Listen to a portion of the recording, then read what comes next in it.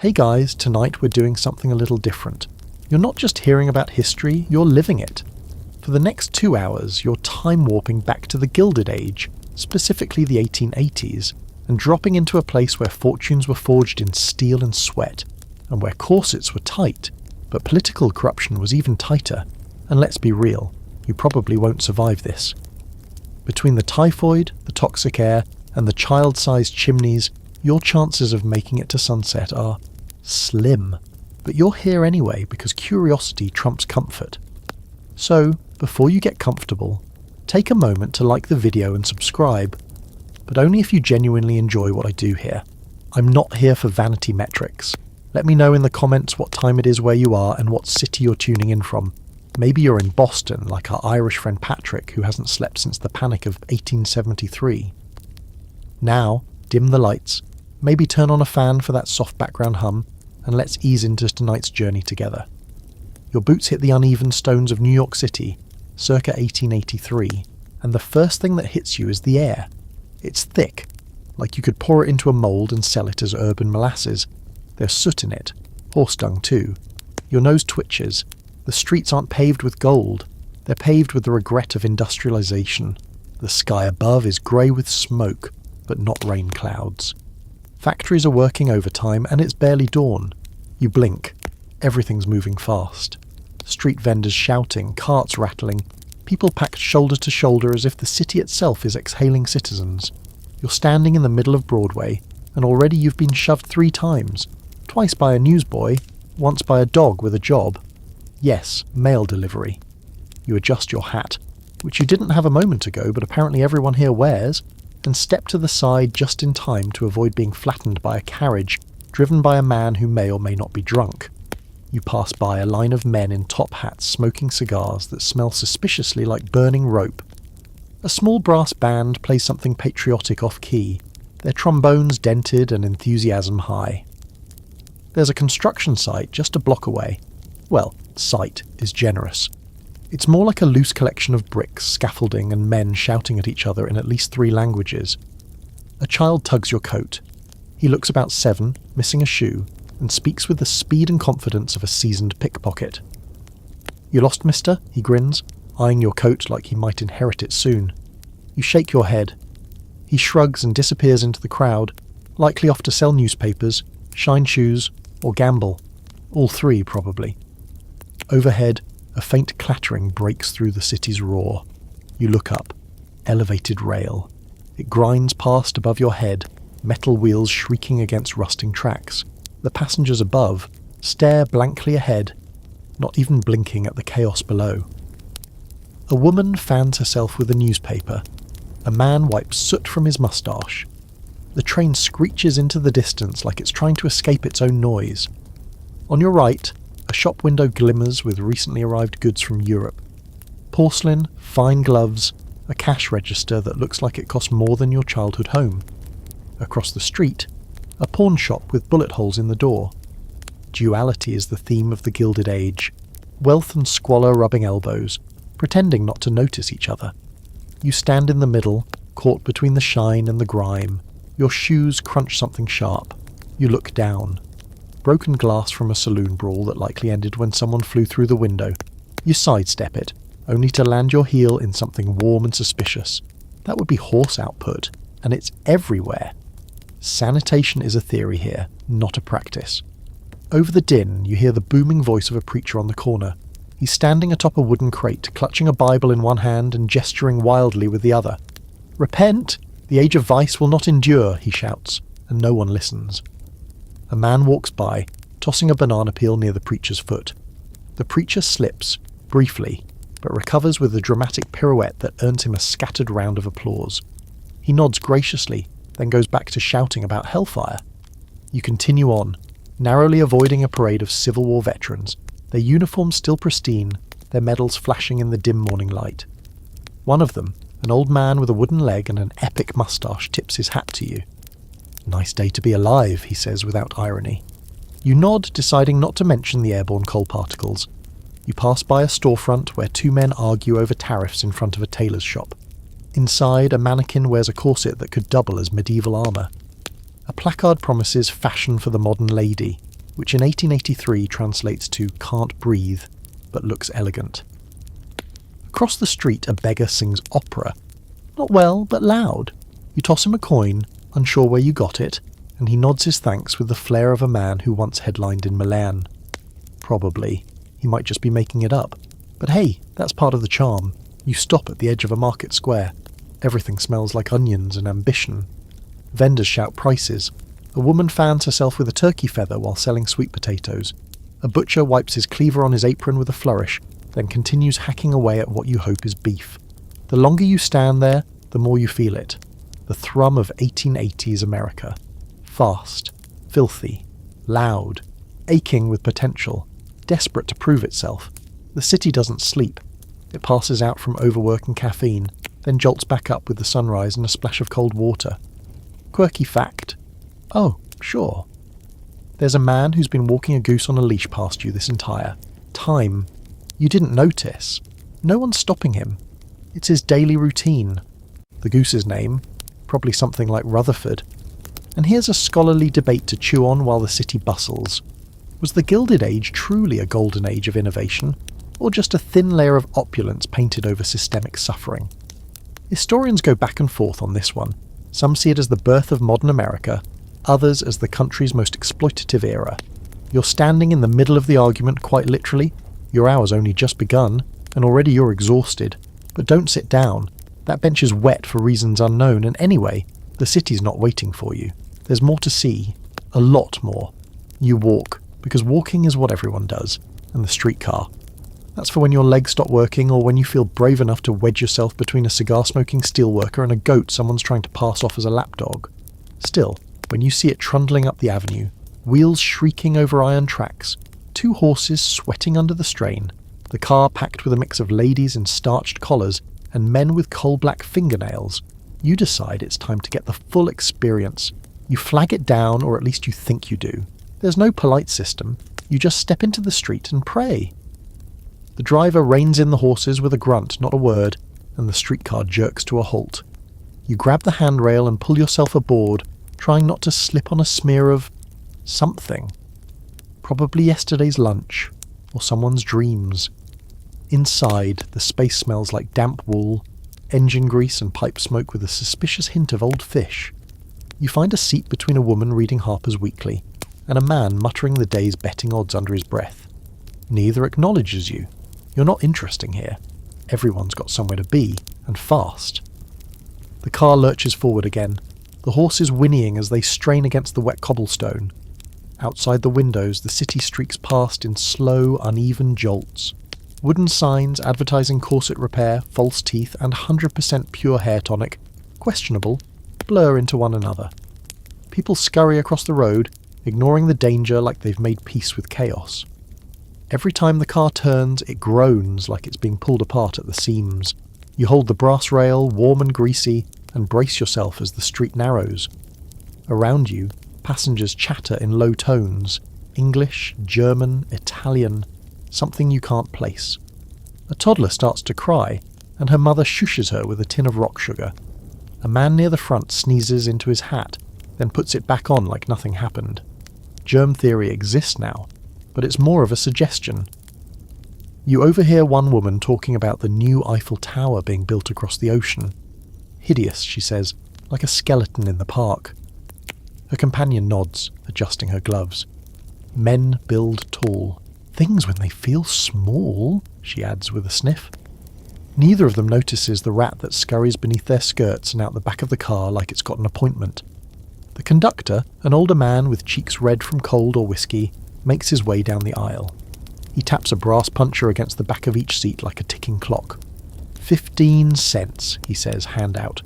You fumble in your pocket and come up with exactly that. 15 cents in 1880s coinage, which is convenient, suspicious, and not to be questioned. He nods once and moves on. Outside, the weather shifts. The clouds part just enough to let in a sliver of the weak sunlight.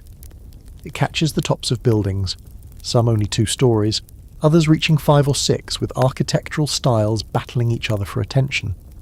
Greco-Roman next to red brick tenements, iron awnings beside Gothic arches. There's no zoning law, just ambition. Suddenly, A shout. Someone's fallen off the back step of the streetcar or jumped. It's hard to tell. The car doesn't stop.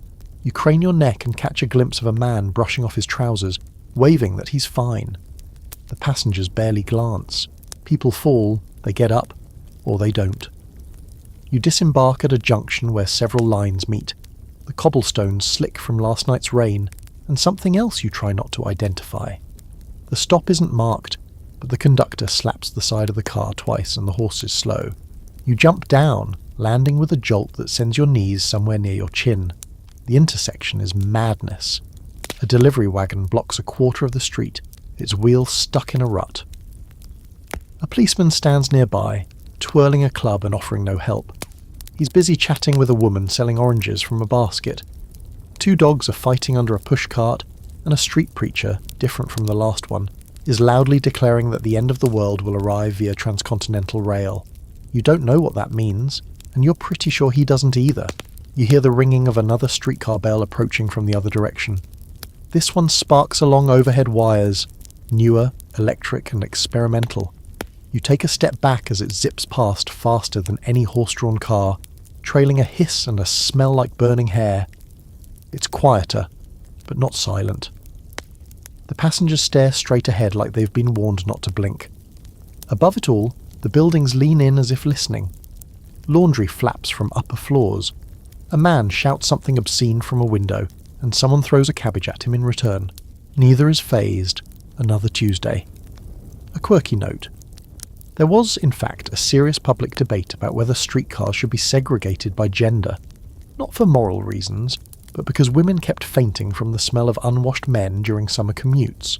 The proposal, a ladies-only car, complete with flowers and no spitting. It didn't catch on, because of course it didn't. You head east, following a street with shops advertising modern marvels, canned meat, collapsible top hats, self-playing pianos. You stop at one with a small crowd outside, a magic lantern display in the window. It's a precursor to film, moving images projected on a sheet, showing a train rushing toward the viewer. A small boy shrieks and runs away. Everyone laughs. Now here's the scholarly debate for this stretch of time. Were innovations like electric streetcars and elevated rail truly democratizing the city, or just helping the rich live farther from the poor?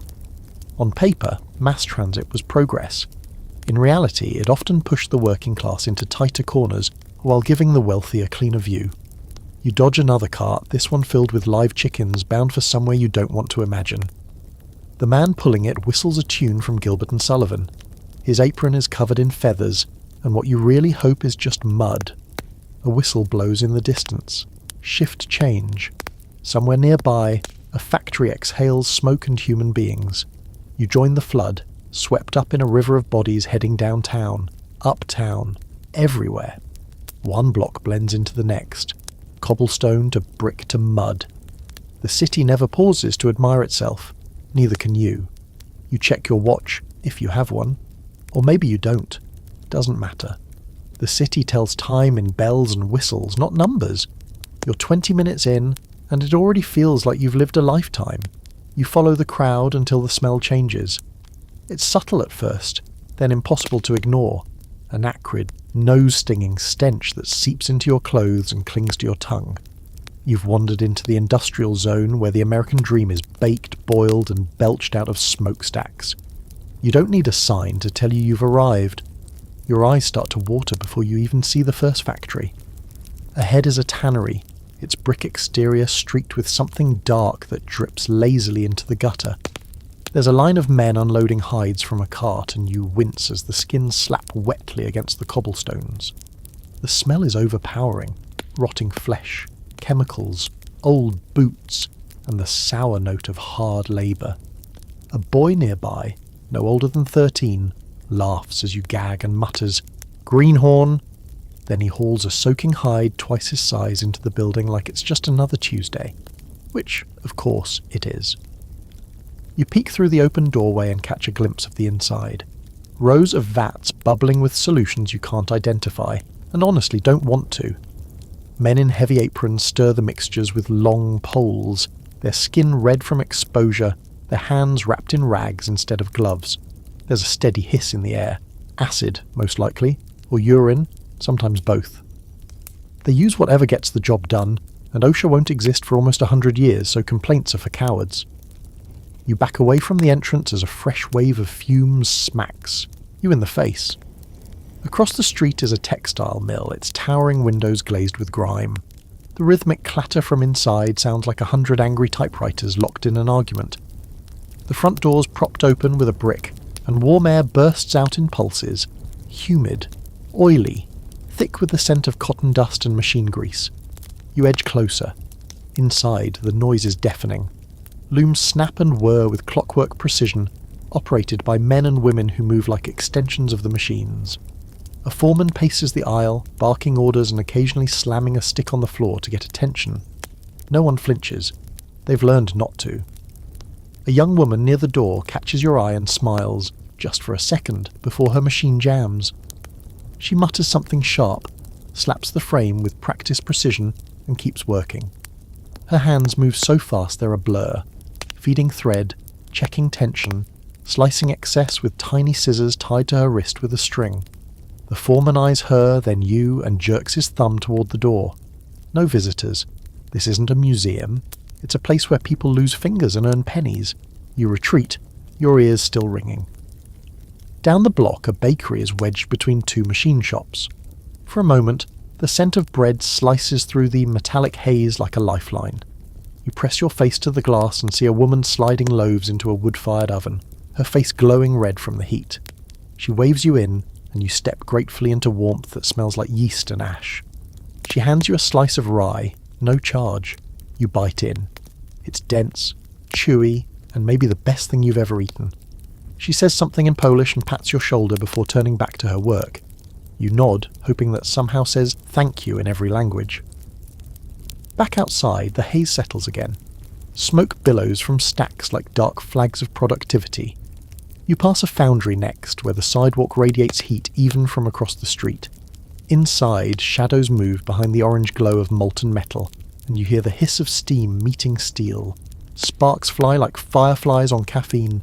It's beautiful and terrifying. A whistle blasts, startling you. A mass of workers pours out of a side door. Men mostly, faces blackened, some coughing violently, others laughing like they've just survived a war. They don't make eye contact, just light up cigarettes, roll up their sleeves, and trudge toward a watering trough that's been repurposed as a communal wash basin. One man tosses his shirt aside and reveals burns down his forearm. He douses it with water and doesn't flinch. It's just another Tuesday. You see it in their faces. This isn't a job. It's survival by routine. And speaking of survival, here's a quirky historical tidbit. Some factory owners believed that a good way to keep productivity up was to install catwalks above the factory floor, so managers could literally spy on workers from above, like hawks, watching mice. In some plants, they even hired ex-soldiers to walk those catwalks with loaded pistols. Workplace motivation, Gilded Age style. You duck down an alley, escaping the thundering of iron presses, and find a smaller workshop run out of a converted brownstone. Inside, 3 men and a boy are assembling pocket watches under flickering gaslight. Their tools are tiny, and so are their movements. They barely acknowledge you. One of them is whistling a tune you recognise. Oh, Susanna. It's oddly cheerful in this quiet pocket of mechanical concentration. Scholars still argue whether the factory system of the Gilded Age was a necessary evil for modern progress, or simply organised exploitation in a 3-piece suit. Sure, it brought cheap goods and faster clocks, but at what cost? Long hours, low pay, 0 safety nets. Labour unions were still fighting for recognition, and strikes were often crushed with clubs, bullets, or both. You walk on, past a print shop where ink-stained boys run galley sheets up and down the stairs, past a candleworks where the scent of beeswax tries and fails to mask the scent of burning animal fat, past a bottling plant where crates clatter like bones. Every building hums with purpose, and every purpose seems designed to wear the human body thin. You pause at a corner where a soot-covered man leans against a barrel, gulping down what looks like brown water. He wipes his mouth and says, "Hell of a time to be alive, huh?" You nod, unsure if he means it sarcastically or sincerely. He grins, showing 2 gold teeth, and lurches back toward his forge. The wind shifts again, carrying with it a cocktail of coal, sweat and ambition. It's not pleasant, but it is honest. The factories of the 1880s don't pretend to be anything other than what they are. Smoke-belching engines of capitalism, grinding flesh into progress one 12-hour shift at a time. You're half an hour into this world, and already your skin itches with ash. Your lungs ache a little. Your boots are darker than when you started. But hey, at least you got a free slice of rye bread. You veer away from the foundries and mills hoping to escape the iron tang in the air, but it follows you, like it's soaked into your clothes and decided to become part of your personality. The streets narrow, the buildings get taller and lean in closer.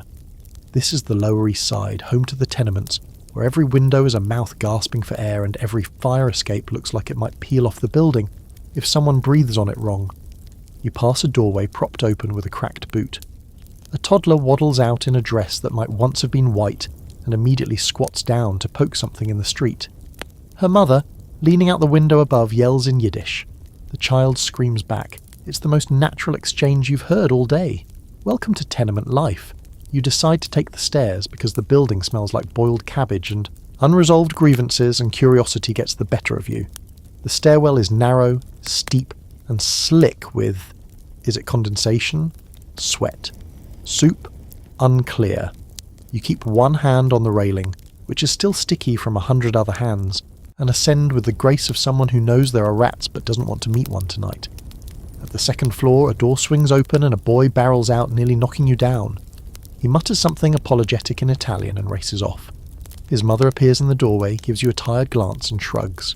Inside, a small room overflows with people. 6, maybe 7. It's hard to tell. One man's shaving by candlelight while a woman nearby rolls dough on the floor. There's a baby in a laundry basket and a grandfather asleep upright in a corner. No one seems to be breathing fresh air. The walls are peeling. There's a window the size of a dinner plate and it's open. But the only thing coming through is the smell of the neighbour's fish stew and a gust of factory smoke. The ceiling leaks in 3 spots, marked with pans and buckets, and the floorboards creak like they're whispering your secrets back at you. A young girl, maybe 9 or 10, offers you a cup of something warm. You accept it, even though it's probably mostly water and herbs. You thank her, and she nods, already losing interest. She's too busy watching her little brother draw chalk figures on the wall. The family doesn't ask why you're here. They're used to people showing up, staying a while, then disappearing. That's how tenement life works. Constant turnover. Too many bodies, too few rooms, and dreams wedged into the cracks like packing straw. Back in the hallway, you continue upward. Every step a gamble. On the 4th floor, you catch a door half open, where a tailor's been working since dawn. The room is more shop than home. Fabric stacked to the ceiling, thread hanging from nails, and a massive iron sewing machine in the corner that looks like it might eat children. The tailor nods without looking up. His hands are a blur. He's making coats that'll be sold uptown for 20 times what he's paid. 18 hours a day, he mutters, adjusting his spectacles. Sunday's off sometimes, if no rush order. You ask how many people live here. He pauses, counts silently on his fingers, and then shrugs. 11. But quiet ones. He smiles. You're not sure if he's joking. Probably not. The only window is wedged open with a brick, offering a slice of the skyline, a soot-streaked sliver of grey with laundry flapping like surrender flags. Someone coughs loudly in the next room. It sounds wet and deep, the kind of cough that doesn't get better. You look around and realise there's no running water, no bathroom, just a chipped basin, and a shared outhouse behind the building, and even that has a lock. First come, first flushed, and now a quirky fact for your troubles. Some tenements in the 1880s were so overcrowded that landlords actually installed internal windows, not to let in light, but to let landlords see whether too many people were crammed into a room. Not to stop it, of course, just to know how many extra bodies they could charge for. You head back downstairs, ducking past a woman scrubbing her doorway with a rag and a bucket of what smells like vinegar and crushed hopes. She hums a lullaby under her breath, soft and slow, as if the building might calm down if she sings to it. Outside again, you take a deep breath and immediately regret it.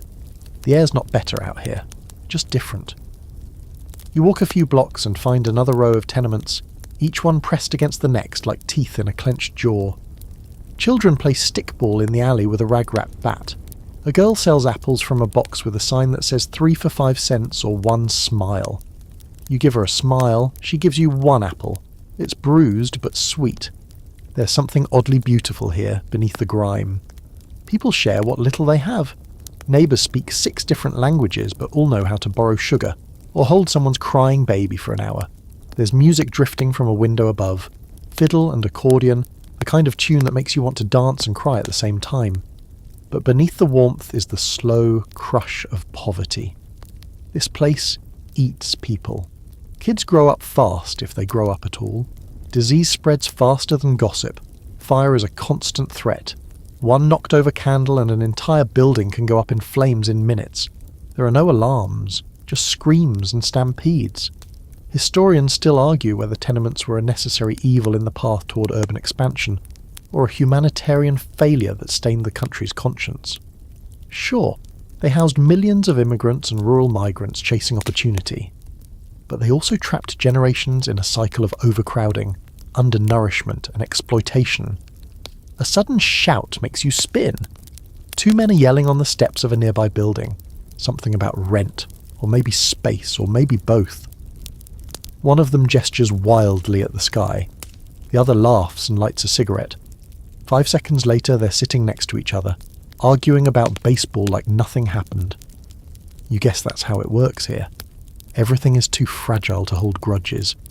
As you continue down the block, you catch the scent of garlic and onions, hear someone pounding dough, and feel the city's heartbeat thumping under your boots. It's chaotic, cramped, impossible, but alive. That's the thing. They all are. These people, crammed into matchboxes and waking at dawn to sow, sell and survive, are more alive than the men sipping whiskey uptown.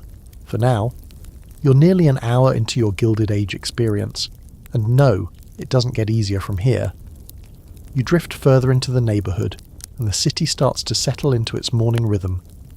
Wagons clatter by more frequently now, carrying fresh loaves, crates of produce, barrels of pickled fish, and so many onions it feels like the street itself might start crying.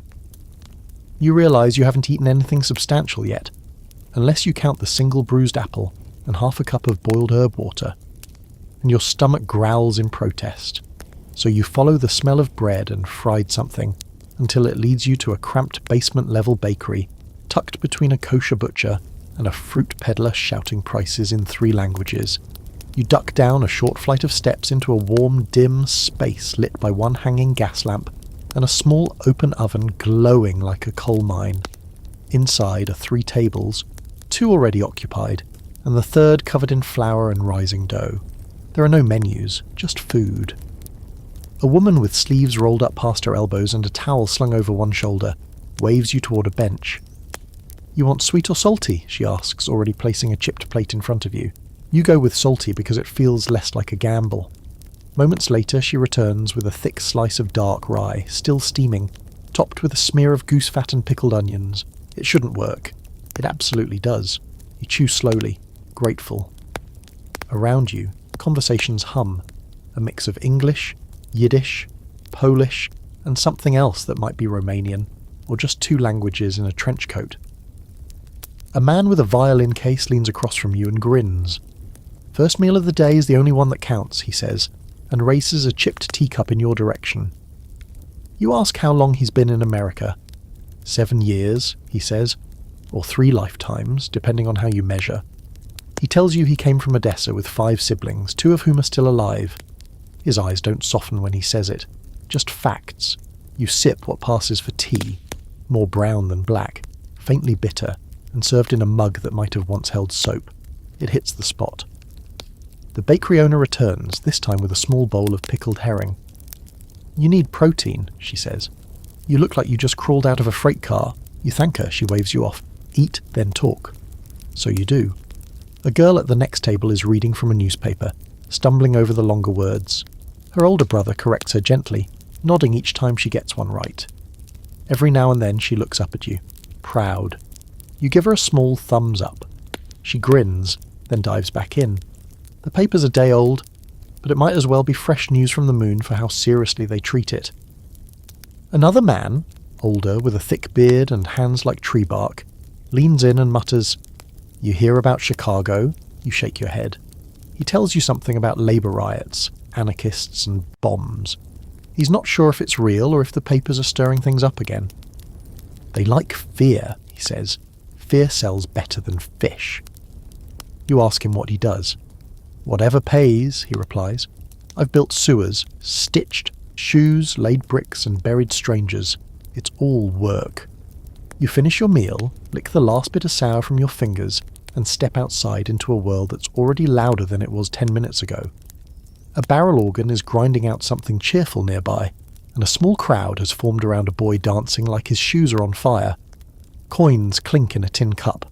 An older man with an accordion joins in, and the street becomes a stage.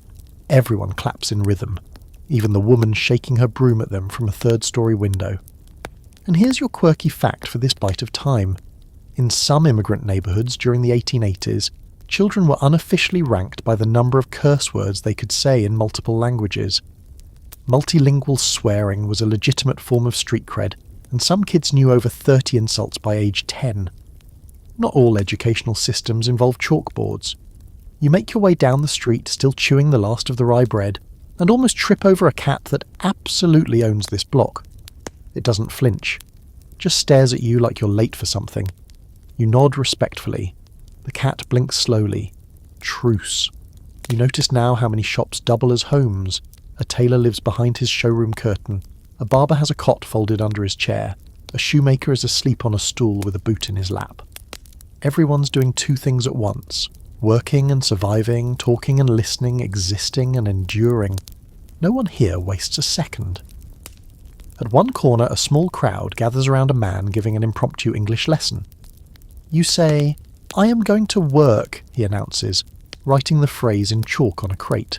Not, "I go to working." A few laugh. One woman repeats it carefully. The teacher corrects her gently, then moves on to "I have a job" versus "I want a job," which hits a little too real for some of the audience. There's no formal school here, not for adults, but education seeps in through windows and shouted across stoops. People learn from neighbours, from newspapers, from overheard arguments. Language is currency. You pick it up fast or you go hungry. Historians still debate whether immigrant assimilation in the Gilded Age was driven more by opportunity or by desperation. Some call it the Great Melting Pot. Others call it cultural erasure. What's clear here in these streets is that most people don't have time to think about it. They're too busy figuring out how to pronounce employment while hauling potatoes or ironing collars. You duck into a dry goods store run by a couple from somewhere you can't place. The shelves are crammed with everything. Nails, candles, matches, canned meat, combs, mysterious powders in unlabelled jars. It smells like soap, oil, and yesterday's tobacco. You buy a stick of peppermint for a penny, and the woman slips a second into your pocket with a wink. "For later," she says. You nod. Somehow, that's the nicest thing anyone's done for you today. As you step back onto the street, you pause. The city feels less overwhelming now. Still wild, still grimy, still louder than is reasonable. But you've seen the other side of it. The small kindnesses, the stubborn humour, the fierce pride. You're just past the 1 hour mark now, halfway through your Gilded Age adventure, and despite the dirt under your nails and the lingering taste of fish, you're starting to understand how people endure this place. Not because it's easy, but because it's theirs. The peppermint melts slowly in your mouth as you walk west toward the river, trying not to overthink how many horses and boots have walked this exact stretch of road before you. The sky has lightened just enough that the gas lamps no longer feel necessary, but they still sputter quietly above you, giving off their last week glow like old men muttering into their beards. The streets are getting busier again, and the sidewalks seem to tilt under the weight of the day. You follow a group of children heading down the block, all moving with an urgency that looks familiar now. They're not going to school, not unless you count the sweatshop as a learning institution, which, in a bleak way, it is. They're headed to the match factory. You can tell by the smudged hands, the stained dresses, and the older girl in the lead who looks about 11, but carries herself like someone who's already buried 3 dreams. You trail behind them until they reach the factory door, a plain wooden entrance nearly lost between a warehouse and a coal yard. There's no sign, no logo, just the creak of hinges and a low groan of machinery that never quite stops. A man outside checks the kids as they enter, nodding or grunting depending on who shows up. One boy forgets to remove his cap. The man yanks it off and cuffs his ear. No one reacts. The boy doesn't even flinch. The older girl, the one with the iron posture, glances back and sees you hovering near the entrance. "You coming in or just staring?" she asks, not unkindly. You nod and follow her inside. The interior hits you like a furnace, but not in temperature, in chemical stink. It's sulphur and glue and something sharper, like the air is actively trying to peel the skin from your nose. The room is long, low-ceilinged, and crammed with tables. Maybe 50 children are already working, rolling sticks, dipping tips, laying them on trays and stacking the trays into boxes. The noise is quiet but relentless. The soft rattle of wood, the clink of glass jars, the occasional cough that sounds like it's coming from the centre of the earth. The girl leads you to her station. "Name's Miriam," she says, already laying out her tools. "I'm in charge of these two," she adds, nodding to the younger girls beside her. They're 8, just started. One of the younger girls looks up and flashes a crooked smile. The other doesn't look up at all. Her hands are moving methodically, rhythmically, dipping and rolling like she's part of the machine. You ask how long their shift is. Miriam snorts. "Longer than your patience," she says. "Sunrise to candlelight, or until someone faints, whichever's first." She works fast, dipping matches into a shallow pan of phosphorus paste, which glows faintly yellow-green. "Don't breathe too deep," she warns. "It'll rot your teeth and make your jaw fall off." She says it casually, like someone describing bad weather. You think she's joking, until you glance at the girl across the table with a sunken cheek and eyes that don't quite focus. That's Fossy Jaw, one of the more charming perks of working with white phosphorus. In real life, it starts with toothaches, then gums that glow in the dark, and ends with bones literally rotting away. There's no cure, just painkillers and prayers, and not many of either. You ask Miriam why she works here. "Because no one's hiring children for legal work," she says, "and my little brother eats like a mule." She cracks a smile, but it doesn't quite reach her eyes. "Anyway," she adds, "it's better than sewing buttons till your fingers bleed. Barely." A bell rings, and everyone shifts slightly. It's not a break, just a signal to change trays. Miriam stands and carries a full rack to the drying shelves, careful not to jostle the sticks. One bad bump, and the whole thing could ignite. It's happened before. She doesn't have to say it. You can see the scorch marks near the far wall, blackened and half covered with a sheet nailed lazily in place. Cover the damage, don't fix it. You sit for a while and watch. The children move in silence mostly, punctuated by whispers and the occasional giggle that flares up before getting shushed. One boy drops a tray, and the room freezes. A man, maybe a manager, maybe just someone with authority, strides over and grabs him by the collar. No words, just a slap and a shove back into place. The boy sniffles but keeps working. His lip bleeds. No one stops. And now, your quirky fact. Some factories in the 1880s actually preferred hiring children over adults, not just because they were cheaper, but because their small fingers could handle delicate tasks better, and because they were less likely to unionize. Yes, they factored in obedience when designing their workforce. Adorable. There's a rustle near the front door. A woman enters, a matronly figure with a clipboard and a determined frown. She's from a local reform committee, you're told. She inspects, asks a few questions, and writes down notes while the manager follows her around like a well-trained dog. The kids stiffen under her gaze. When she finally leaves, the tension doesn't. If anything, it settles deeper into the floorboards, like dust you can't sweep out. Historians still argue whether child labour during this era was simply a byproduct of economic necessity or a deliberate exploitation of a vulnerable population. Some say families had no choice. Others say the system was rigged to keep it that way. But here, in this room that smells like poison and sounds like tiny hands working overtime, it's clear that survival has no age limit. You glance at the clock on the wall. It's cracked, probably broken. Maybe it's on purpose. Time moves differently in here. Slower, heavier. Miriam sees you looking and grins. "You tired already?" she teases. "We're just getting to the fun part." She pulls out another tray, her fingers pale and trembling slightly. You notice she's got burns on her wrists, old ones, faded pink scars like reminders that the job doesn't care how careful you are. You ask what she wants to be when she's older. "Older than what?" she shoots back, then softens. "I want to go to school, proper school, books. Maybe be a teacher. Teach kids like me to do something else." She pauses. "But that's a luxury, right?" she adds, barely above a whisper. You don't answer. What could you possibly say? You stay a while longer, long enough for another tray to be filled, for another child to be sent home coughing, for the room to grow just a bit dimmer as the morning stretches on. When you finally leave, your clothes reek of sulphur, and the peppermint in your mouth has long since vanished. The fresh air outside feels thin, useless. You can't stop smelling the factory even 3 blocks away.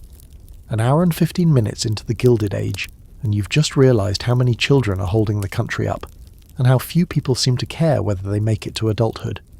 You head north, away from the factory blocks and their sulphur stench, your brain still echoing with the quiet, mechanical movements of tiny hands. The city doesn't slow down for reflection. It just changes tempo.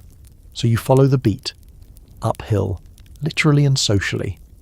The grime fades with each block, slowly replaced by clean storefronts, polished boots, and streets where someone has clearly paid another person to sweep. And then, like a curtain drawn back on a different reality, you step into uptown. The transformation is instant and surgical. Gone are the gashed boots, the patched coats, the wary eyes. Here, women glide instead of walk, their dresses rustling like silk leaves, parasols tilted with mathematical precision. Men in starched collars nod to each other as if the weight of the nation's economy balances on their top hats. You pause on a wide avenue lined with trees, imported you suspect, and enormous houses that resemble miniature palaces, Corinthian columns, carved lions, iron gates that seem less about security and more about reminding everyone they'll never live on this street. Welcome to Millionaire's Row, where the Gilded Age earns its name. You hover near a wrought iron fence, gazing at a limestone mansion so large it makes your knees feel inadequate. A coach pulls up, gleaming black with brass trim. Out steps a woman whose very hat likely costs more than a year's rent downtown. Her dog wears a ribbon. You're not sure if it's her 3rd pet or her 5th child. The footman helps her to the walkway. She doesn't thank him. He doesn't expect it. That's just how the game is played here. Across the avenue, another mansion gleams with fresh whitewash. A man in a tailored suit is dictating a letter to a young stenographer on the steps. "Inform the board we won't accept under 7%, he says, without lowering his voice. The stenographer scribbles. The man turns to another associate and lights a cigar, the smoke drifting upward like money evaporating into the sky. You keep walking, slower now, partly because the sidewalks are wider, and partly because you're not entirely sure if pedestrians are allowed here without an invitation. You pass more mansions, more carriages, a private conservatory with glass walls that houses lemon trees. A servant washes the front stoop with a rose-scented water. You can smell it from the street. It offends your lungs, which still remember the match factory. A wrought iron gate creaks open just ahead of you. A woman in a blue dress and matching gloves leans over to speak to her driver, then notices you. She raises a single eyebrow, which in this neighbourhood is the equivalent of calling the police. You nod politely. She looks away like she's dismissing the idea of your existence. You keep moving. Then, surprisingly, an opportunity. A tall man in a burgundy waistcoat waves you over with a smile. "You look lost," he says, friendly but amused. You admit that yes, you've wandered in from downtown. He laughs like it's a charming joke and introduces himself as Mr. Francis Whitbridge III, which is somehow both a name and a flex. He insists you join him for a brief chat at his home, which turns out to be a 5-story monster of marble and mahogany. Inside, it's all velvet and chandeliers and mirrors so large they could show you your past mistakes. A parlour maid takes your coat, gently but with the unmistakable undertone of "please don't touch anything." Francis offers you a drink. It's not even noon, but apparently that's a poor person's concern. You're handed a cut crystal glass with something amber and expensive inside. You sip, It tastes like someone bottled confidence and aged it for 30 years. You sit in a drawing room so extravagant you suspect it has a better resume than you do. Thick rugs, a piano no one plays, a fireplace bigger than most tenement kitchens. Francis tells you he made his money in railroads, which in the 1880s is like saying you invented oxygen. He goes on about investments, stock syndicates and quiet mergers. You nod, pretending to follow. He seems pleased anyway. Over his shoulder, a painting hangs of a man in a powdered wig holding a quill like a sword. You ask if it's a relative. No, Francis says. It came with the frame, he calls, for his wife, who drifts in wearing a gown that shimmers like frost on silver. Her perfume is subtle, her smile even more so. She's the kind of person who seems bored even while being admired.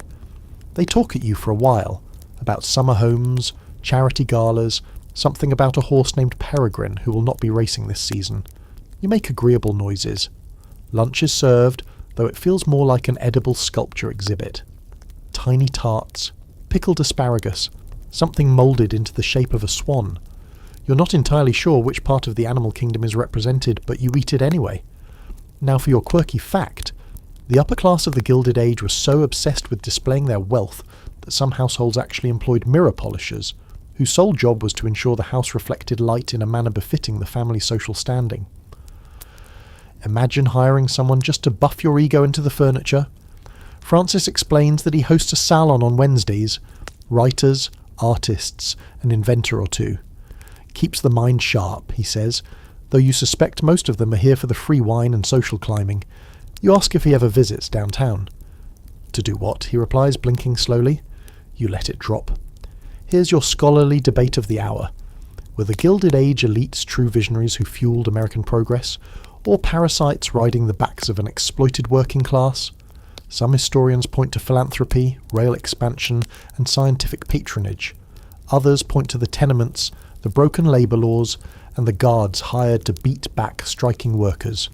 Two sides of the same platinum coin. Eventually the Whitbridges grow restless.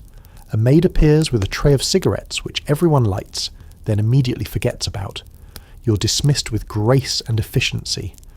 As the footman hands you your coat, you catch a glimpse of the servant quarters, narrow staircases, plain furniture, a tray of untouched sandwiches. Different world, same building. You exit into the blinding sun, blinking like you've emerged from a dream that smelled vaguely of lilies and smugness. The air smells different up here. Less smoke, more money. But it's not yours, and the neighbourhood feels it. You glance south, back toward the factories, the crowded blocks, the children with acid-burned hands. The contrast makes you dizzy. You've seen how the top 1% lives. They have everything but curiosity. An hour and a half into the Gilded Age, and you finally understand the most important unwritten rule. Appearances are everything. But reality, that's for the help to worry about. You leave Millionaire's Row in a kind of mental fog, the ghost of swan-shaped lunch still haunting your stomach and your ears, ringing faintly with the word Peregrine. It's a relief almost when the street narrows slightly, and the crowds begin to shift in tone, from idle strolling to brisk movement, from parasols to newspaper, bundles from idle laughter to voices thick with cigarette smoke and deals whispered between bites. You're headed to Delmonico's. Yes, that Delmonico's. It doesn't look like much from the outside, just a smart brick building with wide windows and a polished door. But you know you've crossed a threshold when the doorman gives you a once-over, like he's deciding whether you belong in polite society or need to be discreetly redirected to someplace more appropriate. But you've somehow landed yourself an invitation, probably the Whitbridges trying to rid themselves of your awkward curiosity with what they think is a generous gesture. You're shown inside. The foyer glows gold, the ceiling arched and ornamented like the inside of a Fabergé egg. The maitre d' smiles with the exact precision of someone who knows how much your dinner costs before you've even sat down.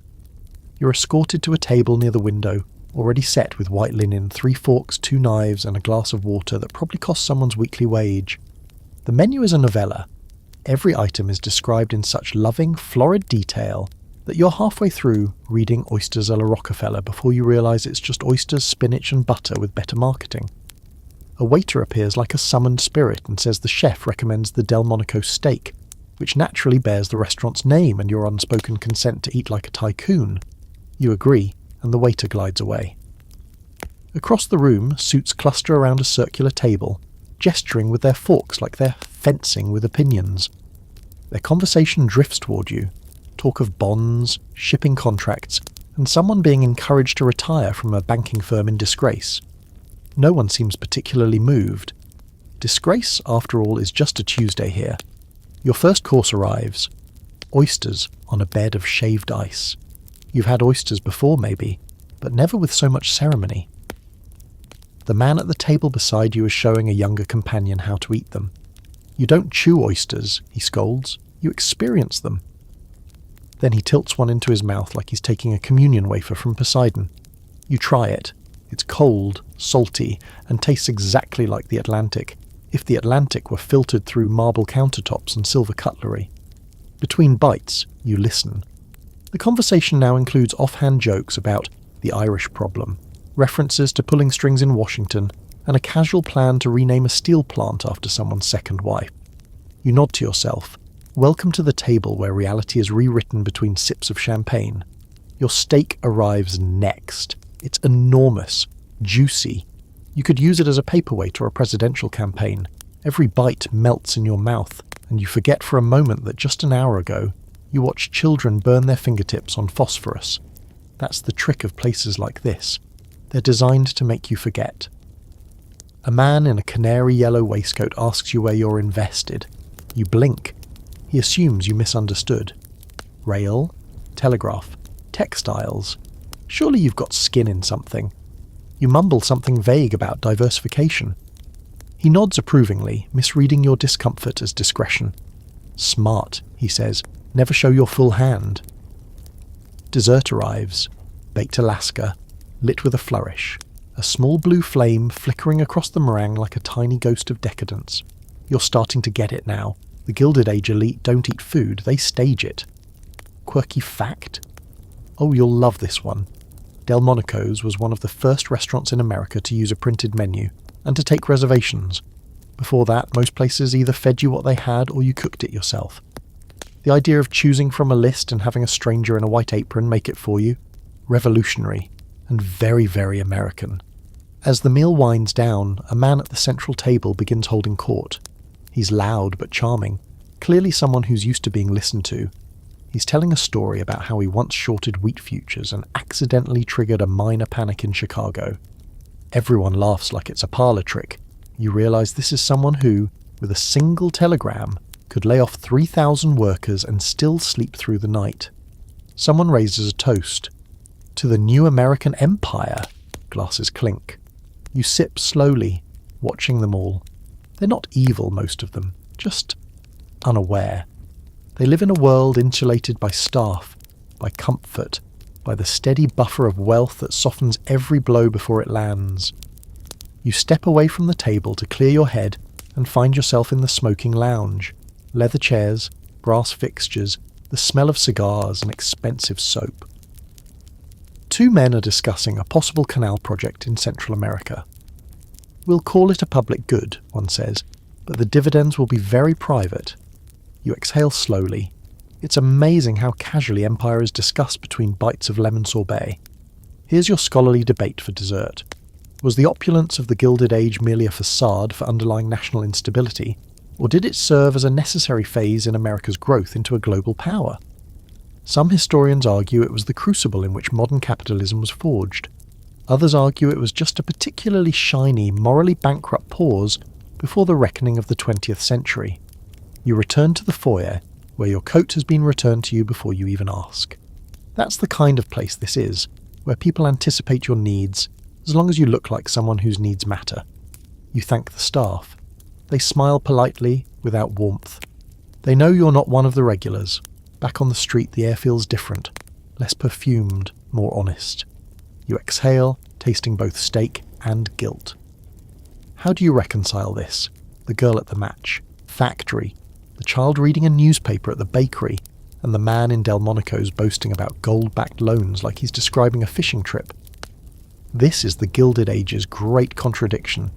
Excess so thick it silences everything else. You walk south again, past the last rows of brownstones, past a flower shop with roses stacked in perfect pyramids, past a man polishing a doorknob like it's the Hope Diamond. Everything here shines, even the lies. An hour and 45 minutes in, and you've learned the difference between eating to live and eating so people know you've lived. You're still digesting both the steak and the moral ambiguity when a sharp whistle draws your attention down a side street lined with brick buildings and faded advertisements for patent medicines, moustache wax, and something called liver snaps that promise to restore your inner vigour. A man leans against a lamppost, flicking ash from a stubby cigar, dressed not unlike a banker but with the posture of someone who never worries about being fired. He's got a pocket watch the size of a biscuit and a smirk like he owns time itself, which, as it turns out, isn't far from the truth. You've just bumped into a railroad magnate, not the kind that's a household name but the other kind. Rich, influential, and perfectly content to remain slightly under the radar while owning half the infrastructure of the continent. He glances at you and says, "You from around here?" You hesitate. He grins. "Didn't think so. You've got the look of someone who still believes in fairness." With that, he waves you over and starts walking without waiting to see if you'll follow. You do, because frankly, where else are you going to learn how the American map got redrawn by a few rich men with pocket watches and some serious control issues? He talks fast and expects you to keep up. You walk through a quieter neighbourhood now, where warehouses and freight offices squat like sleeping giants. A telegraph pole creaks in the wind. The man waves a hand toward it. "Used to be. Every town had its own time," he says. "Local noon, based on the sun. Romantic, right?" He laughs. "But try running a national railroad on romantic time and see how many people end up on the wrong train. Or dead." He pulls out that gleaming pocket watch. "This little beauty, it's not just for show, it's power. Standard time, my time. 4 time zones, coast to coast. We invented them, and Congress just nodded along. Imagine that. Telling the whole country what time it is, and having them believe you. You're starting to get it now." The railroads didn't just move people and steel. They moved reality. They turned a chaotic, sun-dialed mess of local clocks into a synchronized machine, all to make the trains run on time, and not incidentally to make sure freight shipments hit their marks and stockholders stayed fat. He leads you into a freight yard where rail cars line up, like iron soldiers. Steam hisses from somewhere nearby. A whistle blows so loudly your skull vibrates. Men are loading crates stamped with labels from Chicago, St. Louis, Kansas City. You see barrels marked corn, nails, and one ominously labelled "Do Not Drop." You wisely avoid asking. The magnate waves at one of the workers who nods back. "We've got this country stitched together with steel," he says proudly. "Nothing gets built, sold, or eaten without passing over our rails." He pauses, then shrugs. "Of course, we didn't do it for charity. You lay track, you lay claim, land grants, government subsidies, entire towns popping up just because we decided to stop there." He winks. "You'd be amazed what people will pay for dirt if you park a train next to it." You ask how he deals with the public pushback. Farmers angry about freight rates, workers striking, small towns protesting monopolies. He lights another cigar and exhales slowly. "We publish some nice editorials, sponsor a few politicians, hire a Pinkerton or two if things get noisy. But mostly, people get tired of fighting. They need us, and they hate needing us." Now here's your quirky fact. When the railroads created standard time in 1883, they didn't even wait for federal approval. They just did it. On November 18th, known as the Day of Two Noons, American cities across 4 time zones reset their clocks according to the new railroad time, many for the first time abandoning local solar time altogether. The federal government didn't make it official until 1918. But by then, nobody cared. The railroads had won. You walk through the yard, ducking under hanging lanterns and stepping over steel rails slick with oil. A group of workers nearby is eating lunch. Bread, beans, and whatever else they've managed to scrounge. One of them sees the magnate and scowls. The magnate notices but doesn't acknowledge it. You ask if he worries about labour unrest. "Of course I do," he says. "But you ever try to argue with a schedule? It doesn't work. Time doesn't care who's tired. Time doesn't strike. Time doesn't unionize." He leads you into a small building labelled Dispatch. Inside, the walls are covered in timetables and telegraph maps. Every inch a portrait of control. A young man at a desk is frantically scribbling down orders while another taps at a telegraph key with the dead-eyed precision of someone who's forgotten how to blink. The magnate points at the map. That's the real America, he says. Lines, schedules, destinations. Not what you learn in school. This is how the country runs. Then comes your scholarly debate. Did the railroad barons truly modernize America? Or were they ruthless monopolists who bent democracy to their will? Some say they were visionaries, uniting a fractured continent and creating a national economy. Others call them tyrants in top hats, who crushed regulation, bought politicians, like candy, and used efficiency as a smokescreen for exploitation. As usual, both sides have a point. You ask what happens if someone wants to build a competing line. He chuckles. Good luck. We own the land, the routes, the lawmakers. You can build your little train, but it's not getting anywhere unless we say so. He taps his watch again. Time, son. Control time, and you control everything. He walks you back to the street, his cigar down to a nub, and claps you on the shoulder. Get yourself a timetable, he says, and you'll never be lost again. You watch as he disappears into a waiting carriage, no doubt bound for a meeting with a senator, a banker, or some other titan of the day. You look around the rail yard one last time. Everything runs on schedule, but it doesn't feel particularly human. The trains may be on time, but the people? They're just along for the ride. You glance at the nearest city clock tower. It's noon, according to the railroads. Somewhere the sun is saying something different, but no one's listening to that anymore. An hour and 55 minutes into the Gilded Age, and you finally grasp the terrifying truth. The future doesn't wait. It's already moving, with or without you. You're moving again, retracing your steps past the rail yard, past the telegraph poles humming like nervous fingers on a desk, and down into a crowd that grows thicker and louder with each block. Something's happening. You feel it before you hear it. A kind of tension in the air, like the atmosphere just clamped its jaw shut. Then the voices start. First, scattered, then rising, chanting, shouting. You turn a corner and walk straight into a mass of bodies and banners and fists raised skyward. You've landed in the middle of a workers' strike. Judging by the shouts and the signs, fair pay now, and 10 hours not 12. You've stumbled into an organised protest, probably textile workers, maybe printers. A few hundred people pack the street, some standing on carts, others crowding balconies overhead. A woman in a patched wool coat yells into a makeshift cone of paper, her voice half fury, half sermon. We make the goods, you take the gold, she bellows, and the crowd roars in agreement. The air smells like sweat and adrenaline. Someone hands you a pamphlet without making eye contact. You read it. A manifesto printed on cheap paper, demanding better hours, safer conditions, the end of child labour, simple, sane things. Which is why, of course, they're being treated as revolutionary threats. A line of police stands 30 feet away, clubs in hand, watching, helmets gleam. They're not moving yet, but you can tell they're ready. Some wear expressions like they'd prefer to be elsewhere. Others grin like they're hoping someone throws the first punch. No Pinkertons in sight. Yet. But their absence feels temporary.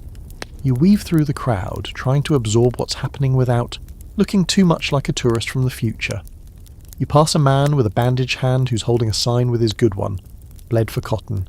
A teen boy standing beside him shouts until his voice cracks. He's got the raw intensity of someone who still believes yelling might fix things. Beside them, a group of older men sing an old Union song. You don't recognise the tune, but it rises like smoke, defiant and weary at the same time. A woman claps in rhythm. A few others join in. Someone starts handing out rolls of bread from a basket. It's not lunch, it's strategy.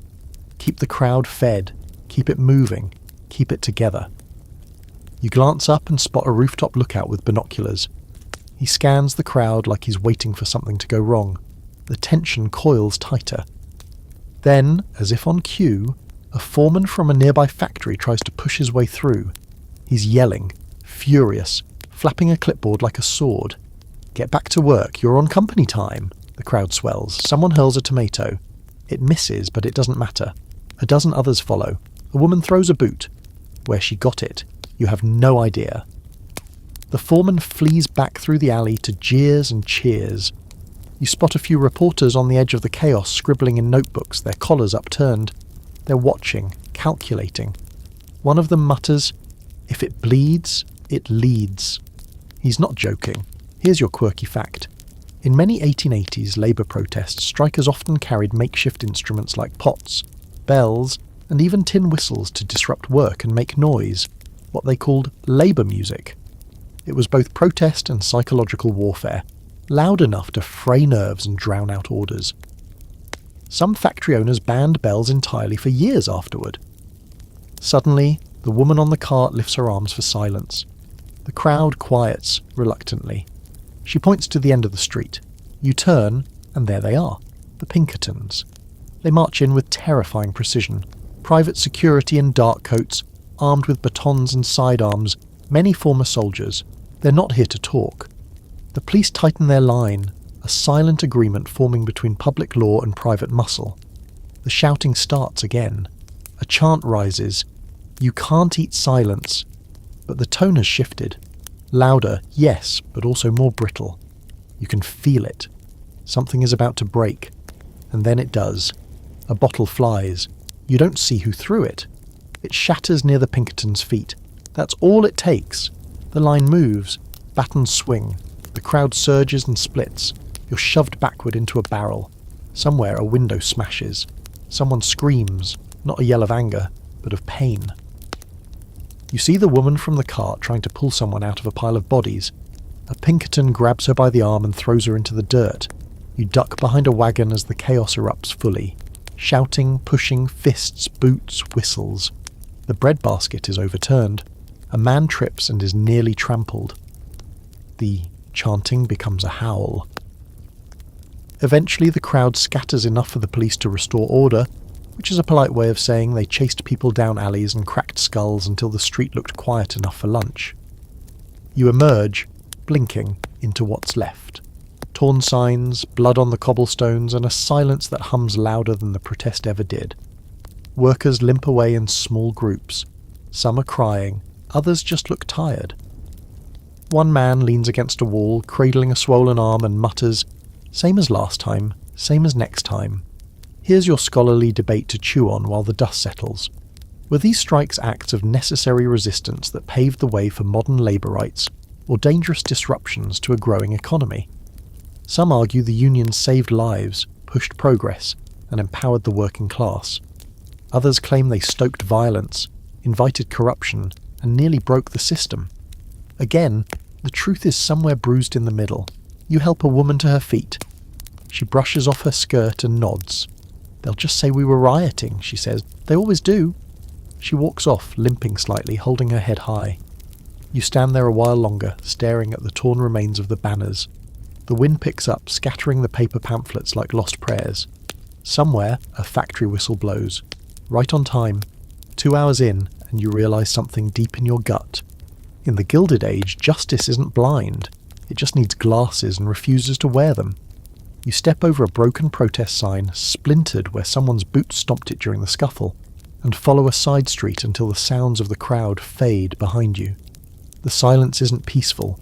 It's the tight, brittle kind that comes after something violent, like the air is waiting for a round two. You're still rattled, your ears buzzing, your heart pacing ahead of you. But the city doesn't stop, and neither do you.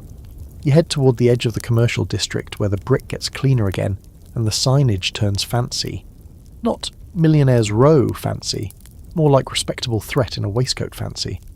Brass nameplates, office windows with frosted glass, places where powerful men conduct quiet business behind quiet doors. One building stands out, larger, with a stone archway and windows like blank watching eyes. You wouldn't notice anything odd about it, until you spot the man standing out front, arms folded, hat low over his eyes, and looking like he could break your fingers with one thought. You've just found the Pinkertons, or rather, they've found you. One of them steps forward and says, not unkindly, "You look like you got too close to the noise earlier. Got questions?" You nod, and before you know it, you're being ushered inside. The office is cleaner than you'd expect from an organisation known for brass knuckles and nightsticks. There's a row of desks, a rack of telegraph wires, a map of the US with pins stuck in places that don't appear to be tourist attractions. You're led into a back room that smells like pipe smoke and ink. A man introduces himself as a Pinkerton supervisor. His moustache is precise, his boots are polished, his handshake says, "I'm the law," even if the law doesn't know it yet. He waves you to a seat and starts talking like you're already on his payroll.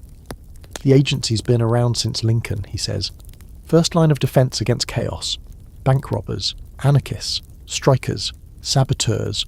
We see what others miss." He taps a file on his desk. You catch a glimpse of handwriting, names, addresses, likely harmless people labelled as threats. You ask if they're government. He snorts. "We're private," he says, "which means we get results. Government asks permission. We take care of problems." You ask who hires them. He shrugs. "Whoever's got something to lose." He leans back and lights a cigar with the kind of ease that suggests nothing ever really unsettles him. Most people think trouble walks through the front door, but it doesn't. It creeps in, quiet, through pamphlets, through meetings, through minds. He exhales smoke. "We're not just guards, we're prevention." You realise the files on his desk don't just track criminals. They track organisers, workers, anyone who gives a speech too loud or uses the word solidarity too many times in a week. You ask if they ever arrest people. "We don't arrest," he corrects. "We discourage." He offers you a tour of the facility.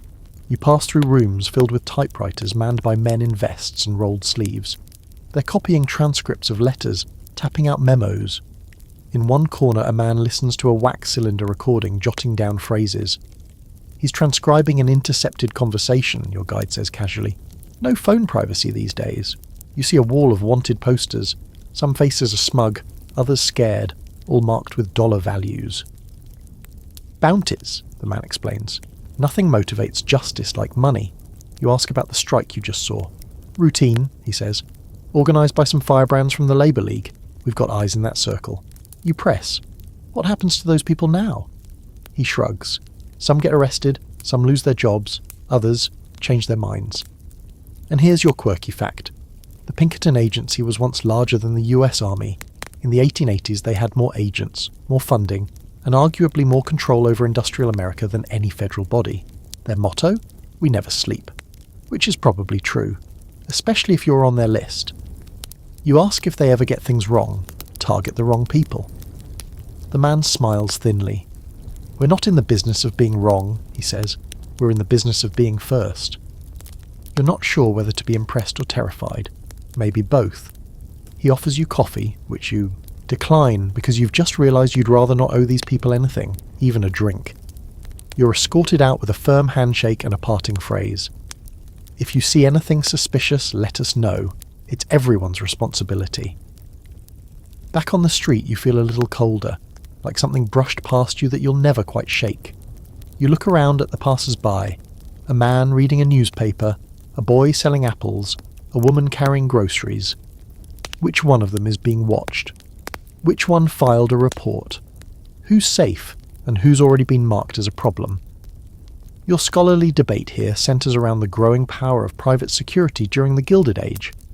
Were agencies like the Pinkertons necessary to preserve order in an increasingly chaotic, industrialised America?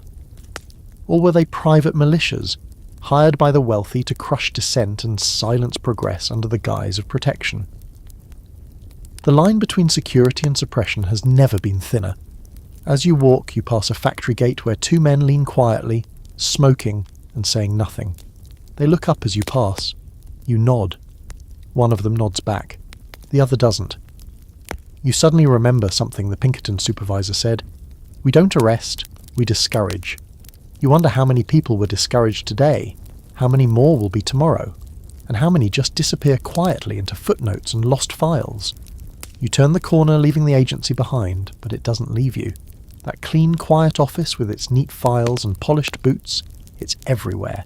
Behind doors, behind smiles, behind every boss who suddenly reorganises after a protest. 2 hours and 10 minutes in, and the real horror isn't chaos, it's control. Clean, calm, calculated control. And you're not sure anymore which is worse. You walk for a while, needing distance.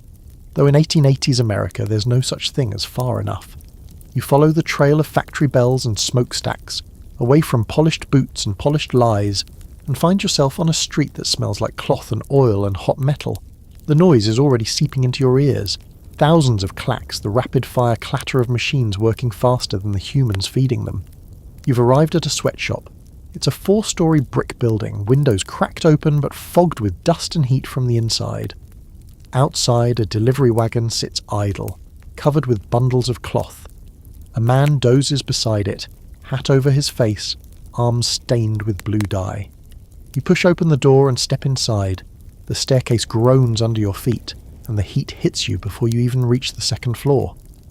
It's summer, but the sweatshop is in a climate of its own, one where the air tastes like cotton lint and the walls are slick with effort. You reach the 3rd floor and step into a room filled with the sound of needles piercing fabric, scissors slicing through layers, voices murmuring prayers or curses, and feet shifting just enough to keep blood moving. There are maybe 40 people packed into the room.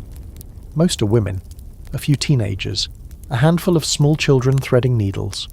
The machines they work on are powered by foot pedals, and every pair of legs moves in a kind of desperate rhythm, like they're afraid of what might happen if they stop. You move slowly through the room, catching bits of conversation in Yiddish, Russian, Italian. Someone is humming, but it's a tired kind of tune, half lullaby, half endurance chant. A woman waves you over. She's in her 30s, but the deep lines on her face push her closer to 50. Her name is Dina, and she's been sewing since dawn. "Hand me that bobbin," she says without looking. You do. She nods, adjusts the thread, and keeps going. Her hands are calloused. Her fingertips are blackened. The needle moves so fast you can't tell where her skin ends and the machine begins. She points to a girl 2 seats down. "My niece," she says. 11. Started last year. Good fingers. Too smart for this place. You glance at the girl, who gives you a brief, cautious smile before returning to her stitches. Her left foot jiggles non-stop even when she pauses her sewing. You wonder if it ever stops. You ask how long their shift is. Dina shrugs. As long as it takes. She says the foreman walks through every hour or so to check progress, measuring not time, but product. A quota missed means pay docked, or worse, dismissal. And dismissal doesn't just mean losing a job, it means going hungry. A boy nearby pricks his finger and doesn't react. He wipes the blood on his apron and keeps going. You see 2 women in the corner working silently at a shared table, stitching lace onto blouses that will probably be sold in department stores uptown for $10 apiece. Here, they'll make a dime a day, if that. And here's your quirky fact: some sweatshop owners deliberately kept windows nailed shut to prevent workers from wasting time staring outside. In summer, the rooms became ovens. In winter, freezers. Either way, it kept people focused, which in this case means too uncomfortable to stop working.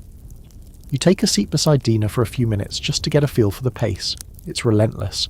The clatter of the machine, the heat of the room, the buzz of fabric dust in your throat. It builds up until it feels like you're wearing the day itself, like a heavy coat. Dina tells you they're making shirtwaists today. Popular with the ladies who read books, she says with a smirk. Blouses for the modern woman, sewn by the forgotten ones. A bell rings. It's not a break, just a signal that one order is finished. A new pile of fabric is dumped at the door. Someone groans. Someone else whispers a prayer. The girl rubs her temples and keeps going. The foreman arrives, finally. He's a short man with a loud voice and a measuring tape coiled around his neck like a snake. He doesn't shout, but he doesn't have to. Just his presence is enough to stiffen spines and silence chatter. He checks a few bundles, makes notes, taps a woman's shoulder and motions for her to work faster. She nods. You see her fingers trembling. And now your scholarly debate. Were sweatshops a stepping stone to economic mobility for immigrants? Or were they a trap disguised as opportunity? Some historians argue that the grueling labour allowed families to eventually climb out of poverty. Others say the system was rigged to keep people cheap, tired and replaceable. Either way, this isn't a place where hope feels especially welcome. Dina takes a sip from a chipped tin cup filled with lukewarm tea. People think this is the worst of it, she says, but the worst is that we get used to it. You stop being angry, you just sew.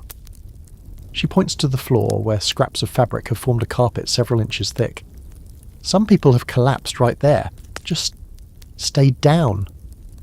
She pulls a spool of thread from a bag beside her and passes it to her niece. The girl catches it in midair, grinning, and starts threading a needle without even looking. There's a rhythm here, a flow. It's beautiful in the most tragic way possible. The door opens and someone brings in a bundle of finished blouses. Everyone watches as the foreman flips through them, counts, and gives a sharp nod. It's the only sign of approval anyone will get today. The bundle is taken out, bound for a store that will mark up the price tenfold and advertise it as elegant, effortless fashion for the woman on the go. You thank Dina for her time, she chuckles. Time? She says. We rent it to the factory. You're just borrowing it. You step outside into the afternoon light, blinking against the brightness. The street feels too big now, too loud after the intimacy of that room full of quiet suffering. The door slams behind you. You hear the clatter start again. 2 hours and 15 minutes in, and the cost of fashion is no longer invisible. It's stitched into every seam by women whose names you'll never see on a label. You walk out of the sweatshop and into the clamour of afternoon, the sunlight harsher now, glinting off windows that don't open, and sidewalks that steam faintly under the city's weight. You can still hear the clatter of sewing machines echoing in your ears, a mechanical ghost that won't stop humming. But just a few blocks north, the noise changes. It softens, becomes more measured, more polite. You follow the scent of strong tea and talcum powder and find yourself on a quiet street lined with row houses that have lace curtains, trimmed hedges, and names like Maplehurst. You've reached the territory of women who don't sew in factories. They write letters, lead committees, and organise over biscuits. A placard outside one house reads Temperance and Suffrage Tea. All ladies welcome. You knock.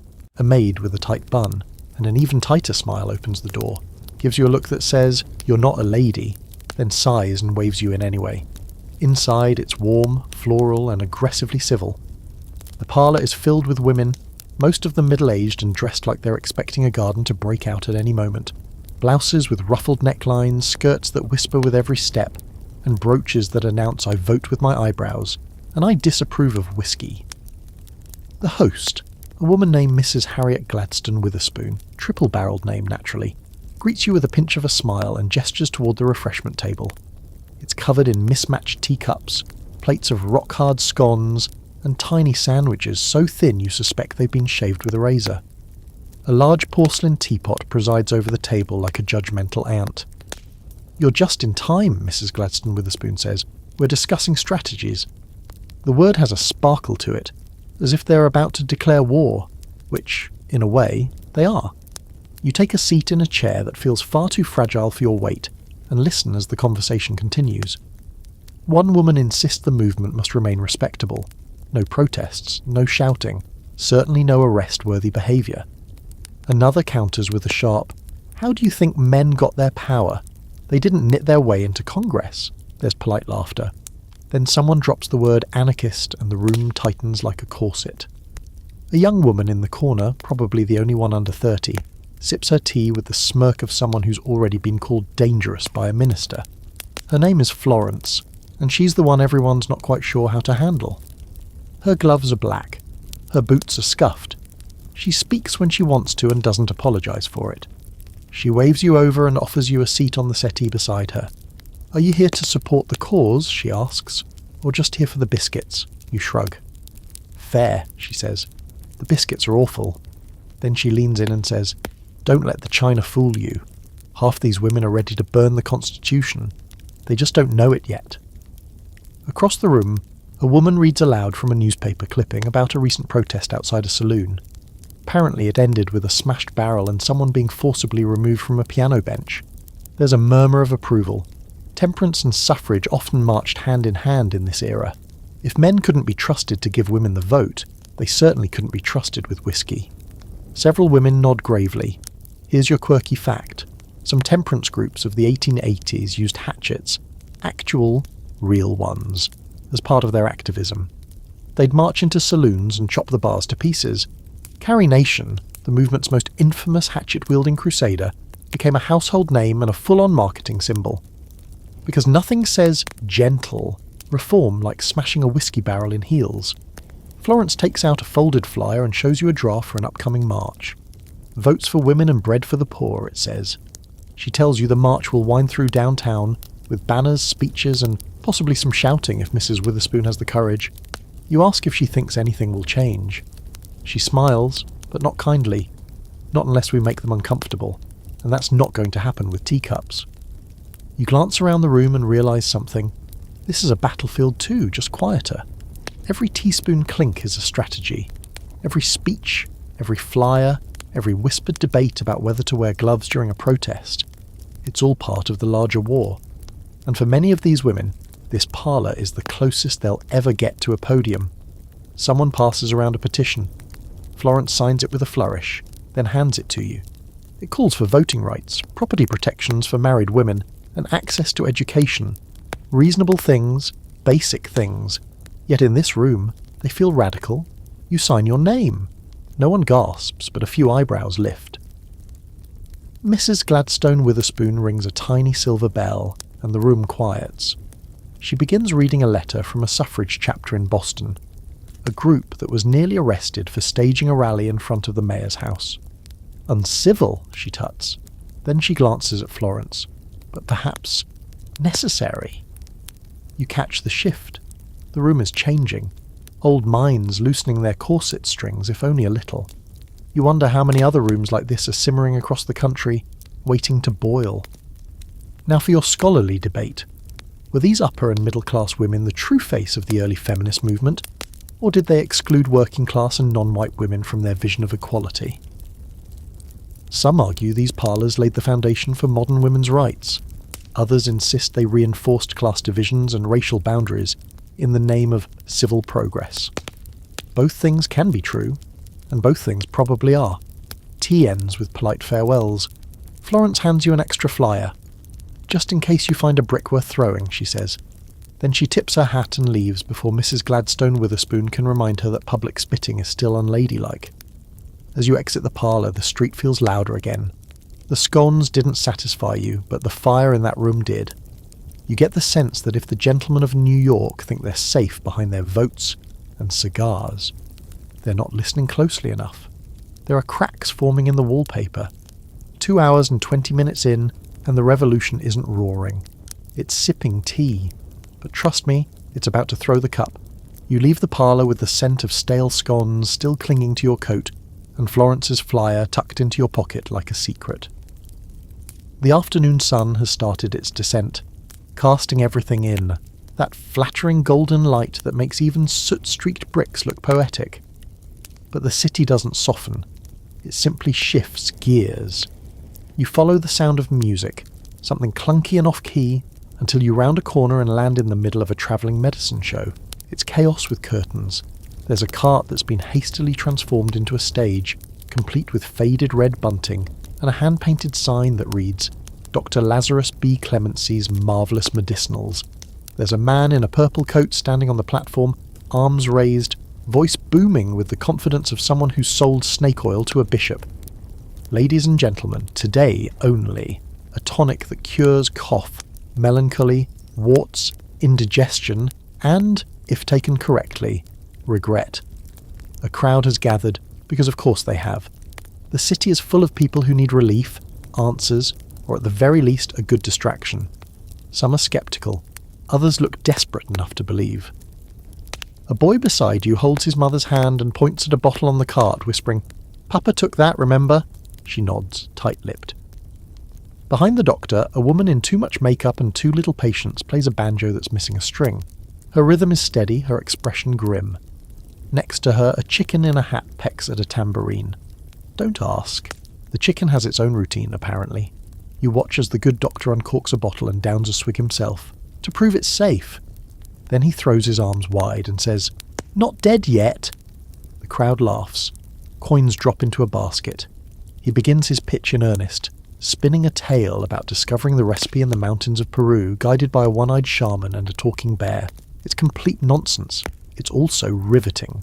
You sidle up to the cart and pick up one of the bottles. The label promises relief from insomnia, bad dreams, low ambition, and romantic disappointments. Ingredients include alcohol, opium, sugar, and something vaguely labelled mystic root. You ask how many people buy this stuff. A man beside you answers without looking, enough to keep them coming back. He introduces himself as Horace, a former vaudeville stagehand turned medicine show roadie. Not much difference really, he says. Same audience, same need, just fewer punchlines. He tells you that they'll perform this routine 5 times today, then pack up and vanish before any real doctor shows up to ask too many questions. You glance at the crowd again. Some are already walking away with bottles, others are lingering. One man is arguing with the seller about a miracle elixir that made his wife hallucinate that she was the Queen of Denmark for 3 days. The seller shrugs. Side effects may vary. Now your quirky fact. By the 1880s, the patent medicine industry was worth millions. Entire newspapers and magazines were funded almost entirely by ads for miracle tonics, headache powders, and liver boosters. Most of them were unregulated, untested, and highly addictive. Some even included radium. Yes, glowing radium, because what could go wrong? And still, people lined up. Why? Because when doctors were expensive and hospitals were terrifying, a 5-cent bottle that promised to cure everything seemed like the kindest lie in town. The show continues. A man in a bear costume stumbles out and does a sad little jig while the chicken pecks the tambourine again. A few children clap. A few adults roll their eyes. But no one leaves. That's the magic. No one leaves. Even if they don't believe it, they need to believe something. You ask Horace how many towns they've been run out of. 6, he says. 7 if you count that time in Scranton when the chicken bit a mayor. You decide not to count it. A woman in a threadbare shawl buys a bottle and clutches it like it's a key to somewhere better. She doesn't read the label. She doesn't ask questions. She just thanks the doctor and hurries away. You want to stop her? You don't. You already know it wouldn't help. Here's your scholarly debate. Were medicine shows a public menace preying on the sick and poor, or a necessary gap filler in a time when mainstream medicine was itself often dangerous and unreliable? Some historians see them as opportunistic frauds. Others argue they provided comfort in an era with little else. What's worse, a lie with hope, or a truth that doesn't help? The show wraps up with a final musical number. The doctor takes a bow. The banjo woman does not. The chicken jumps off the stage and immediately tries to steal a child's cracker. The crowd disperses in little clusters, whispering about how they might feel better already. Psychosomatic? Sure, but does it matter? You stick around long enough to watch the crew begin their breakdown. The cart folds up like a travelling coffin. The signs are tucked away. The doctor switches coats from purple to grey and suddenly looks like any other man walking the street. That's the trick. The show is only half performance. The rest is escape. You walk on, the smell of cheap whiskey and peppermint oil trailing after you. There's something deeply human about what you just saw. Ridiculous maybe, but undeniably human. In a world where the factories are dangerous, the doctors are unaffordable, and the Pinkertons are listening through the walls, maybe a little snake oil is exactly what people need. 2 hours and 25 minutes in, and you've seen a truth most history books won't tell you. Sometimes survival isn't about facts, it's about faith. In a bottle, a song, or a chicken in a hat. The echoes of the medicine show fade behind you, leaving a faint trail of banjo strings and old dreams hanging in the humid air. You turn a corner, and the world sharpens again. Less whimsy, more wires. Lots of them. Black cords strung like spiderwebs between poles and rooftops, sagging slightly with the weight of the future. You're walking into the battleground of light, a quiet war happening right now above your head, where gas meets electricity and Edison and Tesla are throwing sparks, metaphorically and literally. The street buzzes faintly, though you're not sure if it's your imagination or actual current running through those wires. Either way, you've just stepped into the heart of the Great Electric Divide. It's not flashy, not yet, but look closer and you'll see it.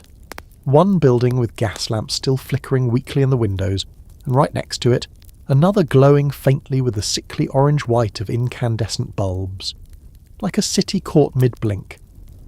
A small crowd has gathered outside an electrical showroom, a storefront with a glowing sign above it, lit by wires, not fire, and in the window, a rotating display of electric appliances that look more like science fiction than reality.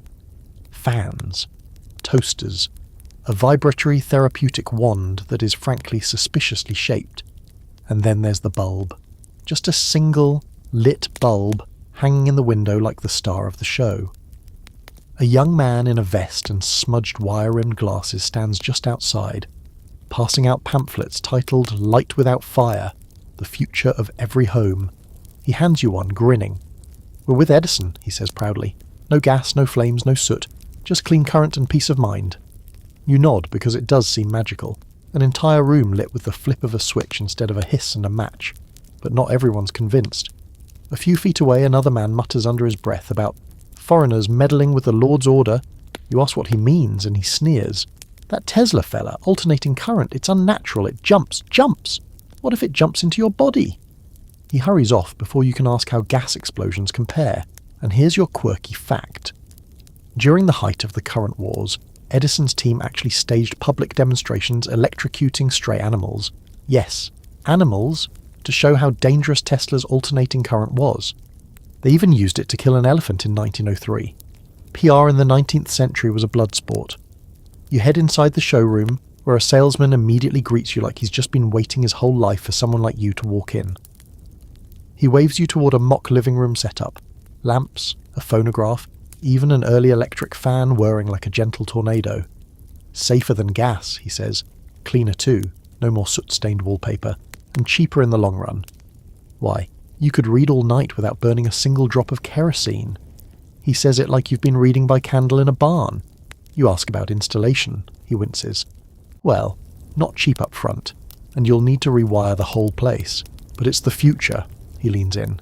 "And if you wait, your neighbour will do it first. You want to be that house?" Outside, another man is drawing diagrams in chalk, on the sidewalk trying to explain the concept of current flow to a group of skeptical children.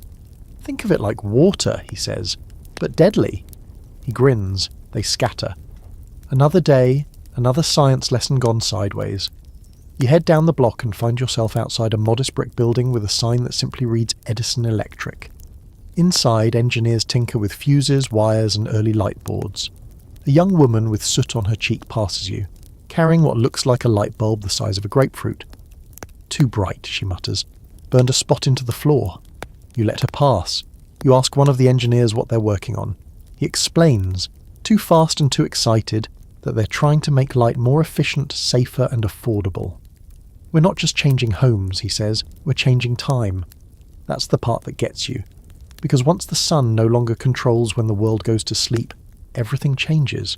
Work shifts, store hours, theatre performances, factories can run through the night, cities never have to shut their eyes again. Now for your scholarly debate. Did the electrification of America truly democratize access to modern life? Or did it widen the gap between rich and poor even further?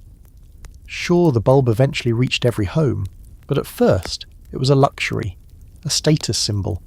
Just like the telephone, the refrigerator, the car, the grid was built piece by piece, and for a while it only connected the elite. You ask about Tesla. The engineer scowls, then smiles. Brilliant, weird, dangerous, but his current works. He leans in. They'll fight over this for years. One's better for long distances, the other's more stable. The battle's not over, and neither man plays fair. You leave the building just as the lights outside flicker to life, one by one, like fireflies being born. You pass a gas lamplighter down the street, watching the electric bulbs warily as he lights his post with practiced grace. You nod to him. He nods back, slowly. There's resignation in his eyes. He won't have this job forever. Down the block, you pass an apartment window lit up by electricity. Inside, a family gathers around a table. The light is warm, clean. No smoke, no shadow. A little girl reads aloud from a book, and for a moment, the world feels like it's racing towards something beautiful. Then, across the street, another home still flickers with candlelight. The shadows dance on the walls.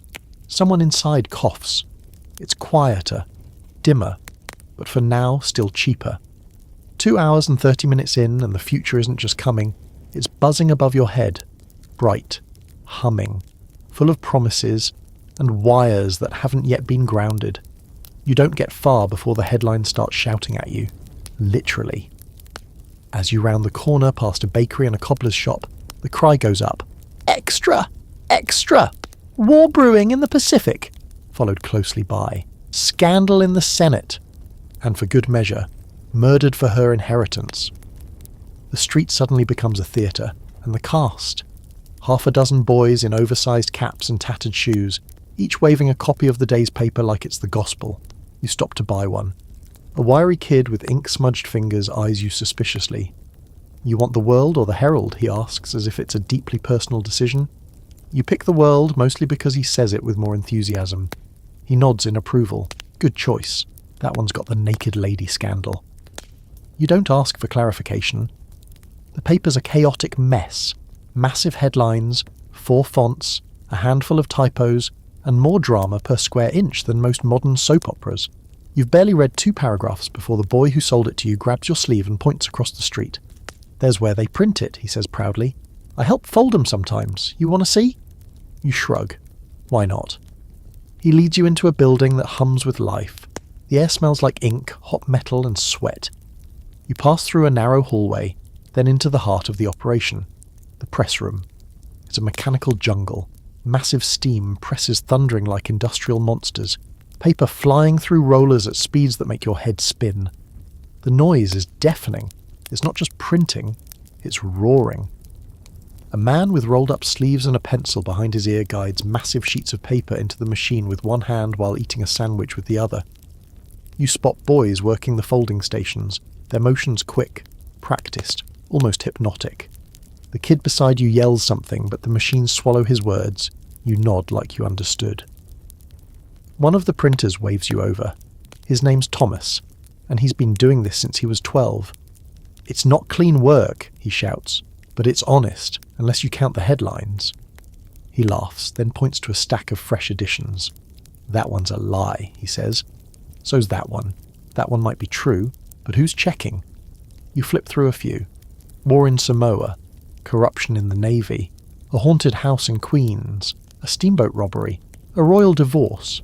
It's a buffet of panic and gossip served fresh every morning. Now for your quirky fact. In the 1880s, circulation wars between major newspapers, especially Joseph Pulitzer's World and William Randolph Hearst's Journal, led to what we now call yellow journalism. Sensationalized stories, made-up quotes, exaggerated crimes, and outright hoaxes were all fair game. The truth was optional. Headlines were everything. You ask Thomas if he minds. He shrugs. It sells. People want to be scared, angry, thrilled. Doesn't matter if it's real. They just want it louder than yesterday. He offers you a paper fresh off the press. You take it. It's still warm, the ink a little tacky. He points to the political cartoon on the front page. A bloated senator with dollar signs in his eyes rides a barrel of pork through a field labelled taxpayer land. That one got us a nasty letter, he says, grinning. Means it worked. Out back, more papers are loaded onto carts by teenage boys who should probably be in school. One yells something about bonus pay for foggy days. You ask what that means. People read more when they stay indoors, someone says. Misery sells. You linger in the editor's office, just long enough to catch a man in suspenders and a thundercloud expression arguing with a reporter. If it didn't happen, find someone who says it almost did, he snaps. I need drama on page 1, not your sleepy church bake sale. The reporter sighs and walks out. You follow, because honestly, this place is vibrating on a frequency too high for human comfort. Back on the street, the paper boys are still at it, shouting headlines with the fervour of street prophets. One of them, probably no older than 10, asks if you want to see where they sleep. You hesitate, but he's already tugging your sleeve. He leads you to a cramped tenement basement where half a dozen newsboys, newsies they call themselves, have laid out blankets, boots and cold biscuits. There's a lantern on the floor and a pile of yesterday's unsold papers in the corner. One kid is picking rocks out of his shoe. Another is humming a song with no tune. They're kids, but their faces are already halfway to 40. You ask how long they've been doing this. One shrugs. Since I could shout. Here's your scholarly debate. Did the rise of sensationalist journalism reflect the public's thirst for truth, or their addiction to distraction? Were newspapers serving the people, holding power accountable, or were they manipulating fear to sell more papers? Historians still argue whether yellow journalism was the first draft of democracy or its first scam. The boy who led you here rolls up his own newspaper and lays it beneath his head like a pillow. "Good night," he mumbles. Even though it's still early afternoon, you leave them there, packed like firewood, dreaming of headlines that shout something better. Back outside, a new paper's already hit the street. The headline screams about a sea monster spotted near Coney Island. Someone buys 3 copies. 2 hours and 35 minutes in, and you've just witnessed the engine of American media. Half truth, half theatre, and entirely louder than it needs to be. You walk away from the press room, your hands still smudged with ink, the scent of warm newsprint lingering like a ghost. The noise of the city softens behind you, shifting from shouts and stamping presses to the quieter rhythms of the evening. You're heading into a different part of town now, not the industrial roar of factories or the Polish of uptown, but the in-between place where most people actually live. Boarding houses, places you don't own but pay to exist, in one night at a time if necessary. You turn down a narrow street and everything smells like dinner and exhaustion. It's a mingling of cheap cuts sizzling in a shared kitchen, stewed onions, boiled potatoes, and a hint of kerosene from the lamps that haven't been cleaned properly in weeks. You follow the smell toward a modest 3-story house with a hand-painted sign nailed to the doorframe. Rooms by the week. Clean beds, quiet tenants, warm meals. You knock. A few seconds pass before the door creaks open, revealing a woman in her 40s wearing an apron, her hair pinned into a bun that's long since lost the war with gravity. "You look like trouble," she says. You smile. She squints. "Trouble doesn't smile. Come in." She introduces herself as Mrs. Flannery, the proprietor, cook, peacekeeper, and unofficial therapist of this particular boarding house. She points down the hall. "Supper's almost ready. If you're hungry, sit. If you're nosy, help me peel something." You follow her to a dining room where a long table is already filling up with the house's occupants. It's a ragtag mix of city strivers, clerks, seamstresses, one man who says he's a dentist but doesn't own any tools, and a widow who carries her dead husband's hat with her like a purse. They barely glance at you. In a boarding house, everyone's a ghost until proven worth talking to. You find a seat near the end of the table and are promptly handed a chipped plate and a wooden-handled fork. The food arrives in heavy dishes, meatloaf or something meatloaf adjacent, boiled carrots that have seen better days, and thick slices of bread so dry they need to be dipped just to be chewable. The taste? Bland. The warmth? Exactly what you needed. Conversation starts slow.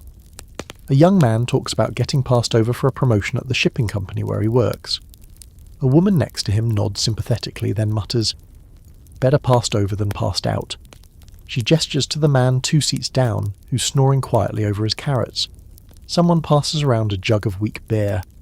It tastes like disappointment but washes down the bread.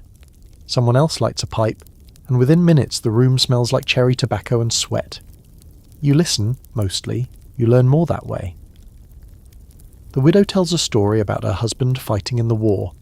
"Which war?" someone asks. She glares. "The only one that ever mattered."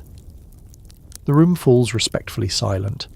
A man across from you starts humming and tapping the table. Others join in, half-sung lines from an old Irish tune, a chorus that stumbles into harmony before collapsing in laughter. The food may be forgettable, but the company isn't. Mrs. Flannery returns with a pot of something sweet, molasses pudding by the looks of it, and slaps your hand when you reach for seconds too quickly. "Don't rush," she warns. "You'll scare it." You oblige, and here's your quirky fact. Boarding. Houses in the 1880s weren't just common, they were the way most urban Americans lived. Full apartments were a luxury. Most people rented rooms with shared kitchens and baths, and a dining table was where alliances, romances, and full-blown vendettas were born. One infamous boarding house in Chicago kept a sleeping ledger, because tenants frequently had to share beds in rotating shifts. When one person got up to go to work, another lay down. You excuse yourself and explore the upstairs. The hallway smells like old socks and varnish. The wallpaper is peeling, and the floorboards creak with the rhythm of 100 former tenants. Your room, should you choose to stay, is barely wide enough for the bed, but it has a small window and a nightstand with a Bible and an ashtray, which sums up the boarding house ethos pretty well. Salvation or stress relief. Take your pick. You pass by a cracked door and hear someone coughing. A long dry hack that seems to rattle the walls. Tuberculosis is a tenant in most houses like this. It pays no rent and never leaves. You return to the dining room where the dishes have been cleared and the chairs are beginning to empty. One man tunes a battered violin in the corner. Another offers to read from a penny novel he picked up at the docks. You politely decline. You've had enough fiction for one day. Here's your scholarly debate. Were boarding houses a symbol of urban community and adaptation, or a symptom of systemic failure to provide stable housing? Some argue these shared spaces offered support, safety and connection in a city that didn't care about you. Others point to the overcrowding, the lack of privacy, the spread of disease, and the emotional toll of transience. As always, it depends who you ask, and whether you ever had a room of your own. Mrs. Flannery walks you to the door as you prepare to leave. You're lucky, she says. You get to go home. You pause, unsure what to say. She smiles faintly. Come back if you need supper, or gossip. I've got both. You step back into the street. The air is cooler now. Night is creeping in, but the city isn't winding down. It's just swapping shifts. 2 hours and 40 minutes in, and you've found the one place in the Gilded Age that actually feels like home, even if it's borrowed, battered, and smells like onions. The city changes at night. Not just the lighting, but the tone, like someone cranks the dial from hard labour to soft distractions. As you head deeper into the evening, the working class grind gives way to flickering lanterns, harmonicas drifting out of alleyways, and the occasional clack of boot heels chasing opportunity down a poorly lit street. You follow the flow of people toward a low-slung building near the Bowery, where the scent of popcorn and sweat is somehow welcoming. A faded sign hangs over the door. The Nickelodeon. 5 cents a ticket, no refunds, no regrets. Inside, it's dark, close, and buzzing with anticipation. You hear the chatter of families, couples and kids squirming on rough wooden benches. There's a piano thumping enthusiastically near the stage, slightly out of tune and completely unaware of it. The air smells like old tobacco, candy and hair pomade. A teenage usher waves you toward a seat with all the authority of a general, and you wedge yourself into a row of giggling kids, a tired-looking man in a bowler, and someone who might be asleep or meditating. It's hard to tell in the flickering light. A curtain twitches. A bell rings. The pianist stretches his fingers. And suddenly, the screen comes alive. It's not really a screen, just a white sheet hung from the ceiling. But when the projector kicks on, the magic starts. Black and white shadows flicker across the canvas, jerky but full of energy. The first short film is a comedy. 2 men fighting over a pie in an alley. No dialogue, just slapstick chaos, with the piano banging along to every pratfall and chase. The audience howls. A boy in the front row nearly chokes on his candy. Next up is a melodrama involving a damsel tied to railroad tracks. Classic. The villain has a moustache so outrageous it deserves its own billing. The piano slows, turns mournful, and when the hero arrives at the last second to untie the girl, the crowd erupts in applause like it's opening night at the opera. The man next to you claps so hard he drops his hat. Then comes the grand finale, a thrill picture, where a train races directly toward the camera. You've heard about this one. The Great Train Robbery, maybe. People scream. A woman clutches her chest. A few kids dive under the bench. Even though it's only 12 seconds long and completely silent, the effect is jarring. That mechanical beast heading straight for your face, bigger than life. You can't help but flinch. Everyone does. That's part of the fun. Here's your quirky fact. Early film producers actually loved scaring people. Audiences fainting or running out of the theatre were considered signs of a successful screening. Studios quickly learned that a bit of chaos could sell a lot of tickets, and people came back for more every time. After the show, the curtain drops and the crowd spills back onto the street, chattering excitedly, reenacting the best moments, swapping theories like critics.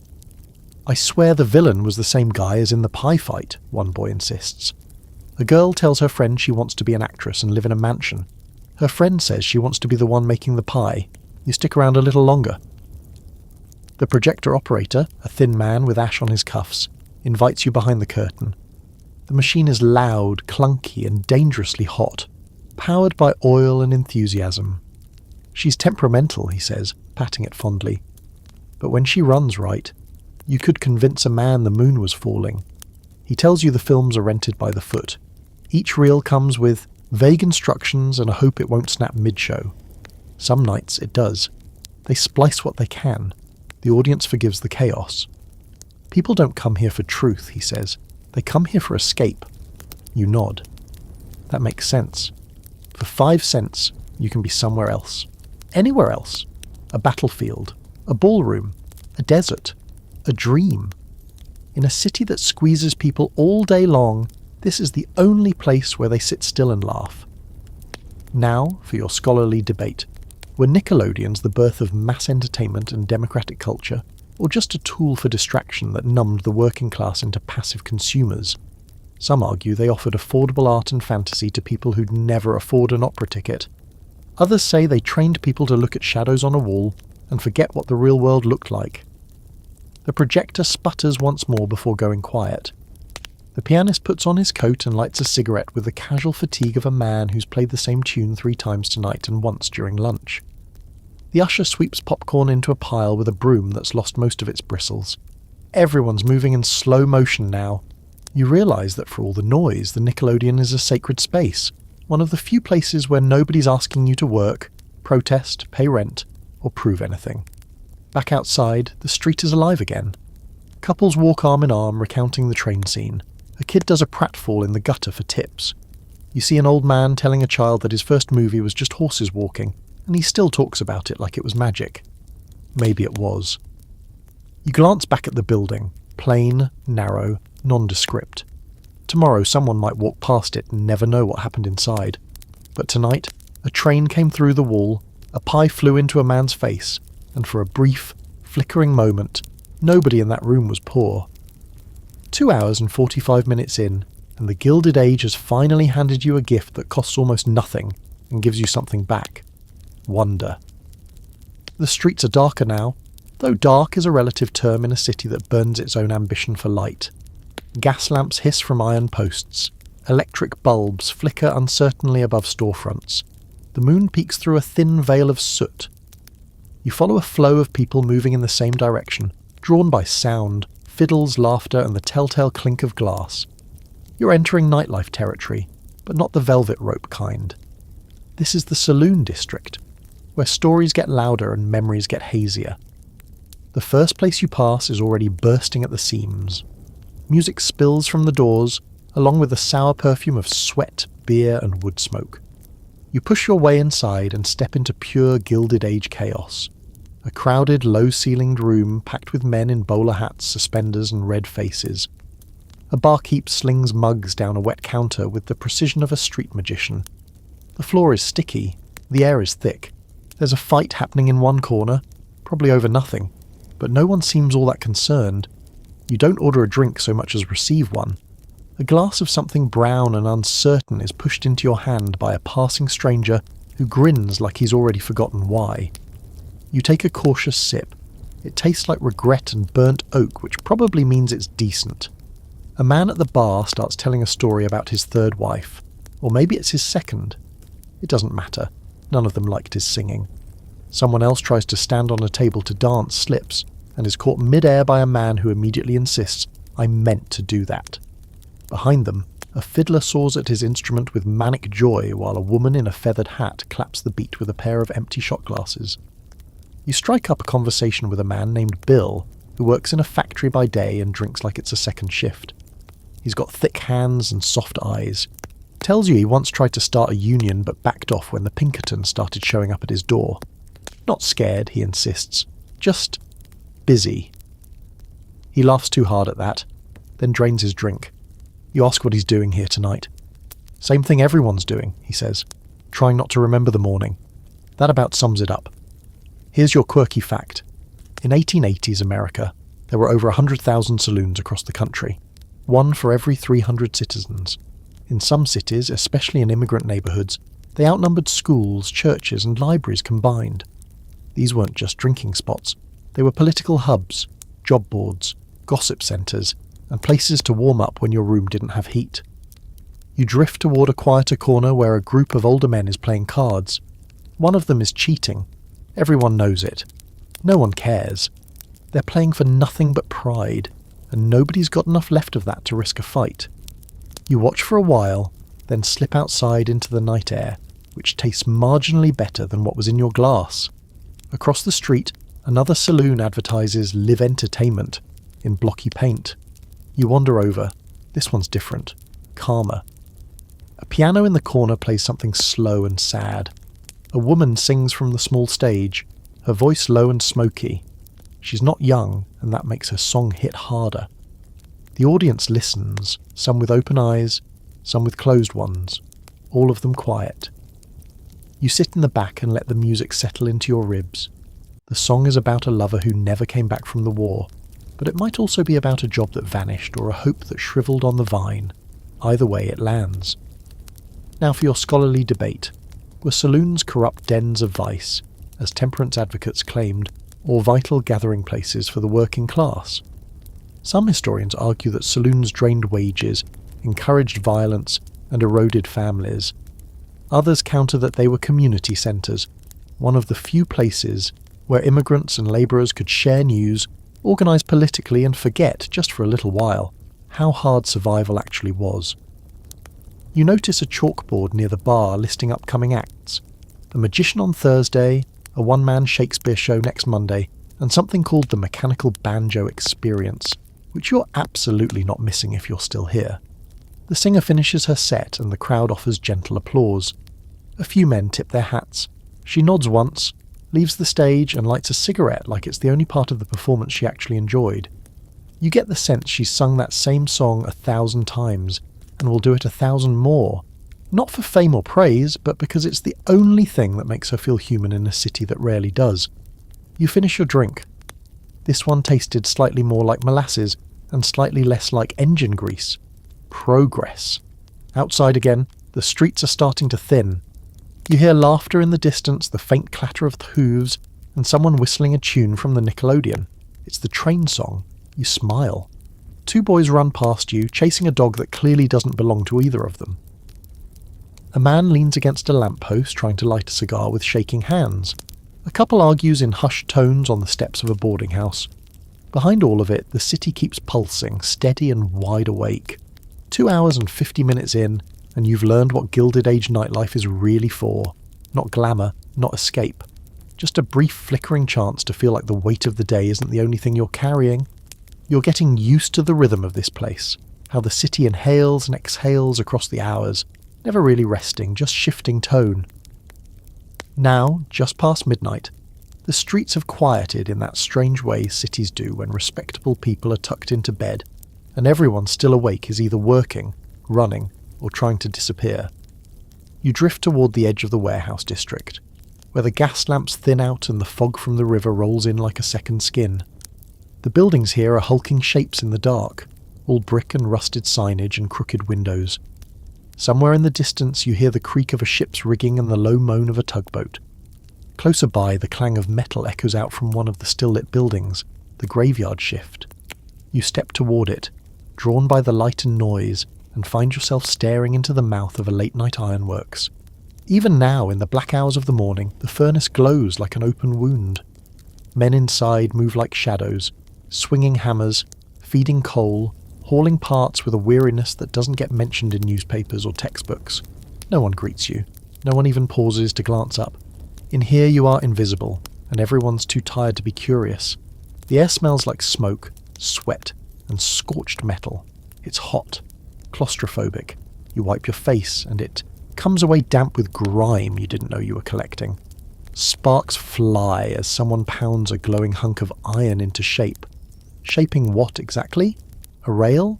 A pipe? A weapon? You don't ask. It barely matters. In a city like this, everything forged ends up serving the machine one way or another. A man leans against a post, catching a few seconds of rest. You ask how long he's been here. He laughs. Since I stopped knowing what day it is. His name is Elijah, and he's worked the night shift for 6 years. Says he used to work days, back when he could still see the sun without squinting. It's quieter now, he says. No foreman shouting, just the hammer and the heat. You can almost hear yourself think. You glance around at the molten glow, the hunched backs, the clatter and clang. It doesn't feel quiet exactly, but it does feel stripped down, honest. You ask if he likes it. He shrugs. I don't like anything about this job, but it pays, and it don't ask too many questions. Then he gives a crooked smile. And the rent don't wait for nobody. That's the refrain you keep hearing, underneath the noise, underneath the progress and pride. The rent don't wait. Here's your quirky fact. In some 1880s factories, workers weren't even paid in money, but in scrip, a kind of factory-issued currency that could only be used at company-owned stores and housing.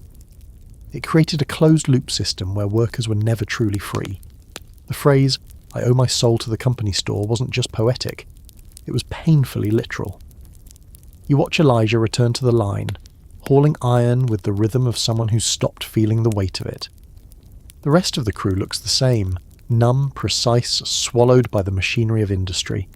You wonder how many of them will make it to old age. How many already know they won't. Now for your scholarly debate. Was the rise of 24-hour industry a marvel of modern productivity, or the beginning of a relentless system that treated human bodies like coal, fuel to burn, nothing more?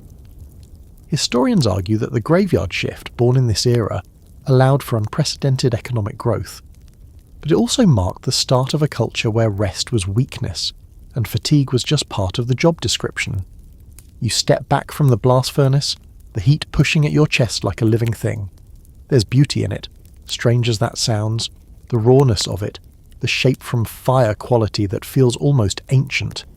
You can understand why some of the men, even now, speak about iron like it's sacred.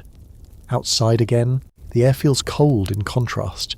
You rub your arms and watch your breath ghost out ahead of you. A few blocks away, a pair of young boys push a coal cart up a steep street, cursing and laughing and spitting into the wind. You can't tell if they're employed or just desperate. Both options feel likely. You keep walking and pass a narrow alley where a woman leans, against a wall, eyes half-lidded, dressed too thin for the weather. She watches you without interest, then disappears back into the dark. You don't follow. Further down, you pass a bakery that opens early, or maybe never closed. A sleepy man in an apron is rolling dough under yellow light. It's comforting somehow. Proof that while one half of the city breaks its back in fire and iron, the other half is already prepping cinnamon rolls for the morning rush. Everything in the Gilded Age runs on someone else's exhaustion. You hear bells in the distance, church bells maybe, or a clock tower. Somewhere a streetcar rattles by, empty but punctual. The world doesn't stop, not even at this hour, especially not at this hour. You sit for a moment on the steps of an old building, stretching your legs and breathing in the stillness, which isn't really stillness at all, just the city's quieter hum. And it hits you.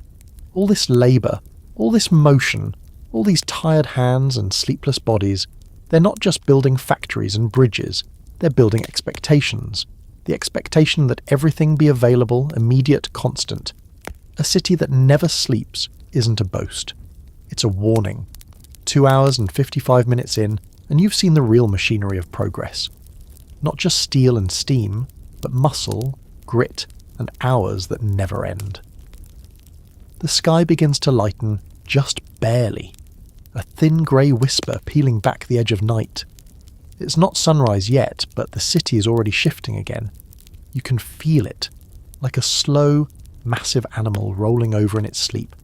You move along the edge of the financial district now, where the buildings loom taller, cleaner, colder.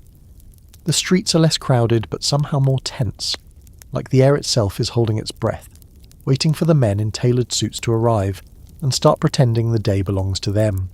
But before that crowd shows up, you catch a different kind of movement, paper rustling, pencils scratching, a rhythm that's neither industrial nor theatrical.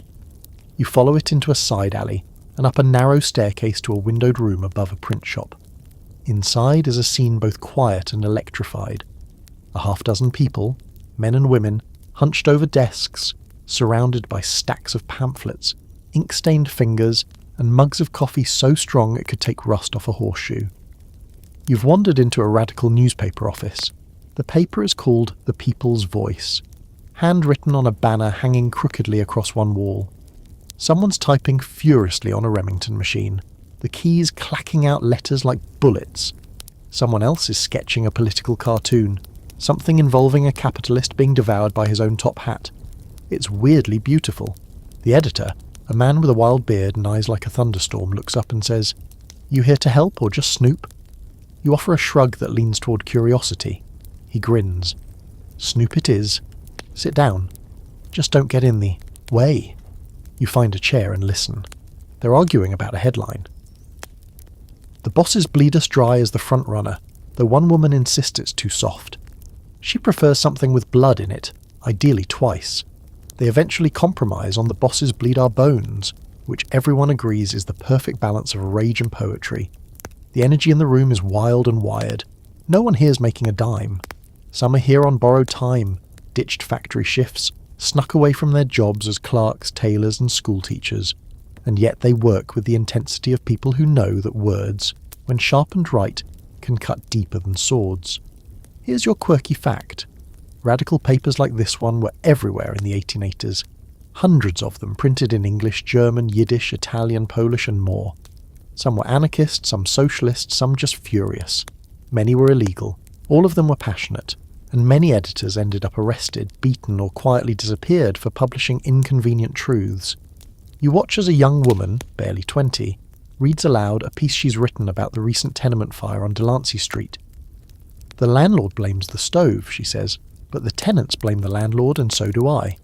She reads on, voice steady. The room falls silent. Her words cut clean through the coffee haze, and when she finishes, no one claps. They just nod. That's how you know it's good. The editor turns to you. You know the Gilded Age ain't all gilded, right? He asks. It's just gold paint over termite wood, and most folks don't even get the paint. You nod, because after 3 hours in the city your coat smells like coal dust, your boots ache, and your soul feels like it's been given the factory tour.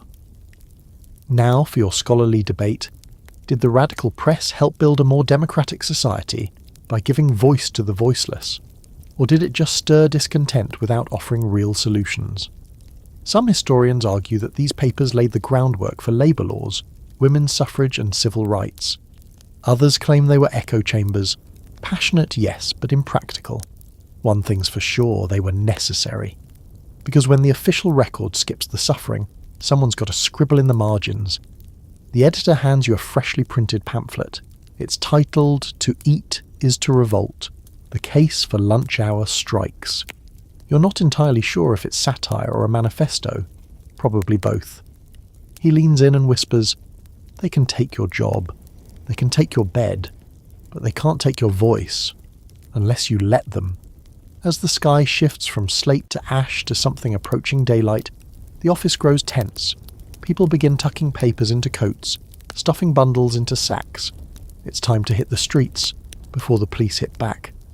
You follow one of the writers, a boy named David, out into the dawn.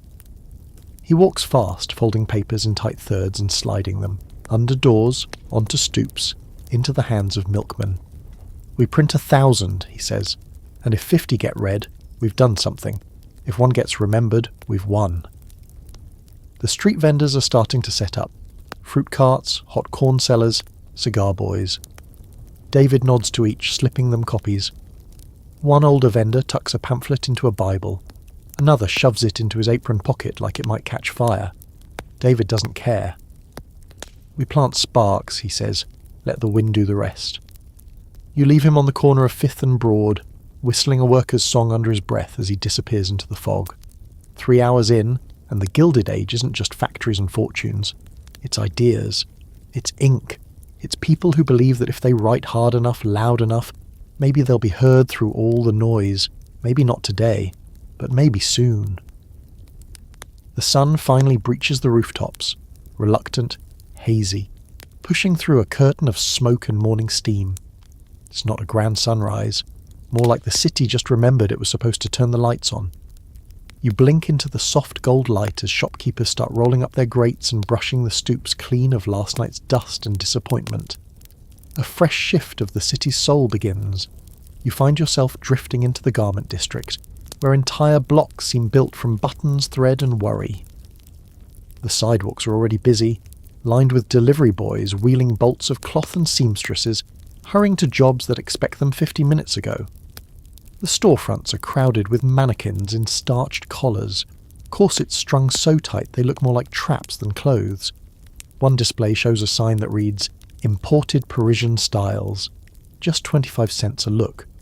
You keep walking until you stumble on something that stops you. A woman with a sign. It hangs around her neck, worn and handmade, reading, We demand fair pay for fair work. She stands stiffly in front of a modest factory building, arms folded, jaw set like granite. You look around, she's not alone. There are maybe a dozen others, women mostly standing in a quiet, firm line across the sidewalk. No chanting, no signs on sticks, just presence, just eyes that dare you to look away. A passerby mutters something about troublemakers. Another spits near their feet. They don't flinch. You approach one of them, a girl, maybe 16, face freckled, hands calloused. Her name is Lena. She tells you she works upstairs sewing blouses for 14 hours a day, 6 days a week, at $2 a week if the manager doesn't lose her pay stub again. We just want what's fair, she says. We just want not to faint before lunch. You glance up at the building behind her. It's squat, windowed, innocent looking in the morning light. But you already know what's inside. Rows of sewing machines, poor ventilation, foremen with stopwatches and foul breath, a fire trap, a pressure cooker. Here's your quirky fact. In many garment factories during the Gilded Age, bathroom breaks were timed and docked from your pay. Some workers tied handkerchiefs around their waists to avoid soiling themselves when denied permission. No law forbade it. Most factory inspectors were paid to look the other way. You ask Lena what happens if the boss sees them outside protesting. She shrugs. He'll fire us, that's fine. There's other sweatshops. She says it like a joke, but it isn't. Across the street, a man in a hat and clipboard watches them. Factory spy, someone mutters. He scribbles something, frowns, walks away. The tension eases slightly. You notice the other women beginning to hand out leaflets to passers-by. One slips you a copy. It's a basic demand sheet. Shorter hours, better pay, clean drinking water. You fold it, place it in your coat. Not for safekeeping, just so you don't forget it when the morning moves on without them. Now for your scholarly debate. Were these early labour protests the birth of organised resistance, or tiny doomed sparks too easily extinguished? Historians disagree. Some say these women laid the foundation for the powerful unions of the next century. Others argue that without legal protections, most of these early walkouts ended in firings, blacklists, or worse. But maybe that's not the point. Maybe the point was simply showing up. The protest ends as quietly as it began. The foreman doesn't come, the police don't arrive, no one throws rocks. Just a slow fade out, one woman at times slipping back into the factory or off to a second job, the weight of hope folded under their arms like yesterday's coat. You follow a group of them around the block to a small storefront, part labour hall, part safe haven. There's a single room inside with crates for chairs and a pot of weak tea brewing on a dented stove. A bulletin board is pinned with job offers, handwritten warnings about dishonest bosses, and an ambitious flyer titled Mass Garment Workers Assembly. Next Sunday. Bread will be served. There's a quiet energy in the room. No speeches, no banners, just workers talking about conditions, sharing advice, swapping names of shop owners who might not cheat. It's small, fragile, but real. A seed, if nothing else. You sit next to a woman mending her shoes with a needle meant for silk. She says she's been fired 3 times for attitude. You ask if she regrets it. She grins, every time, and I'd do it again. You look around and wonder how many revolutions begin like this. Not with gunshots or manifestos, but with torn shoes, dry bread, and someone whispering, "We deserve better." A little girl walks into the hall carrying a bucket of tea and a pile of handouts. She's 8, maybe 9.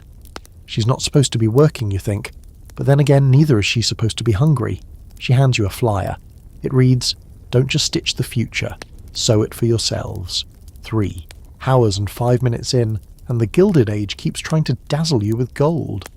But the shine's wearing thin, and underneath it's all threadbare seams and calloused hands trying to hold the fabric together. You leave the labour hall just as the city exhales again, the sun now climbing fully over the rooftops, casting long, slow shadows that stretch like fingers down the length of the narrow streets. Morning has officially arrived, and with it comes a different breed of movement.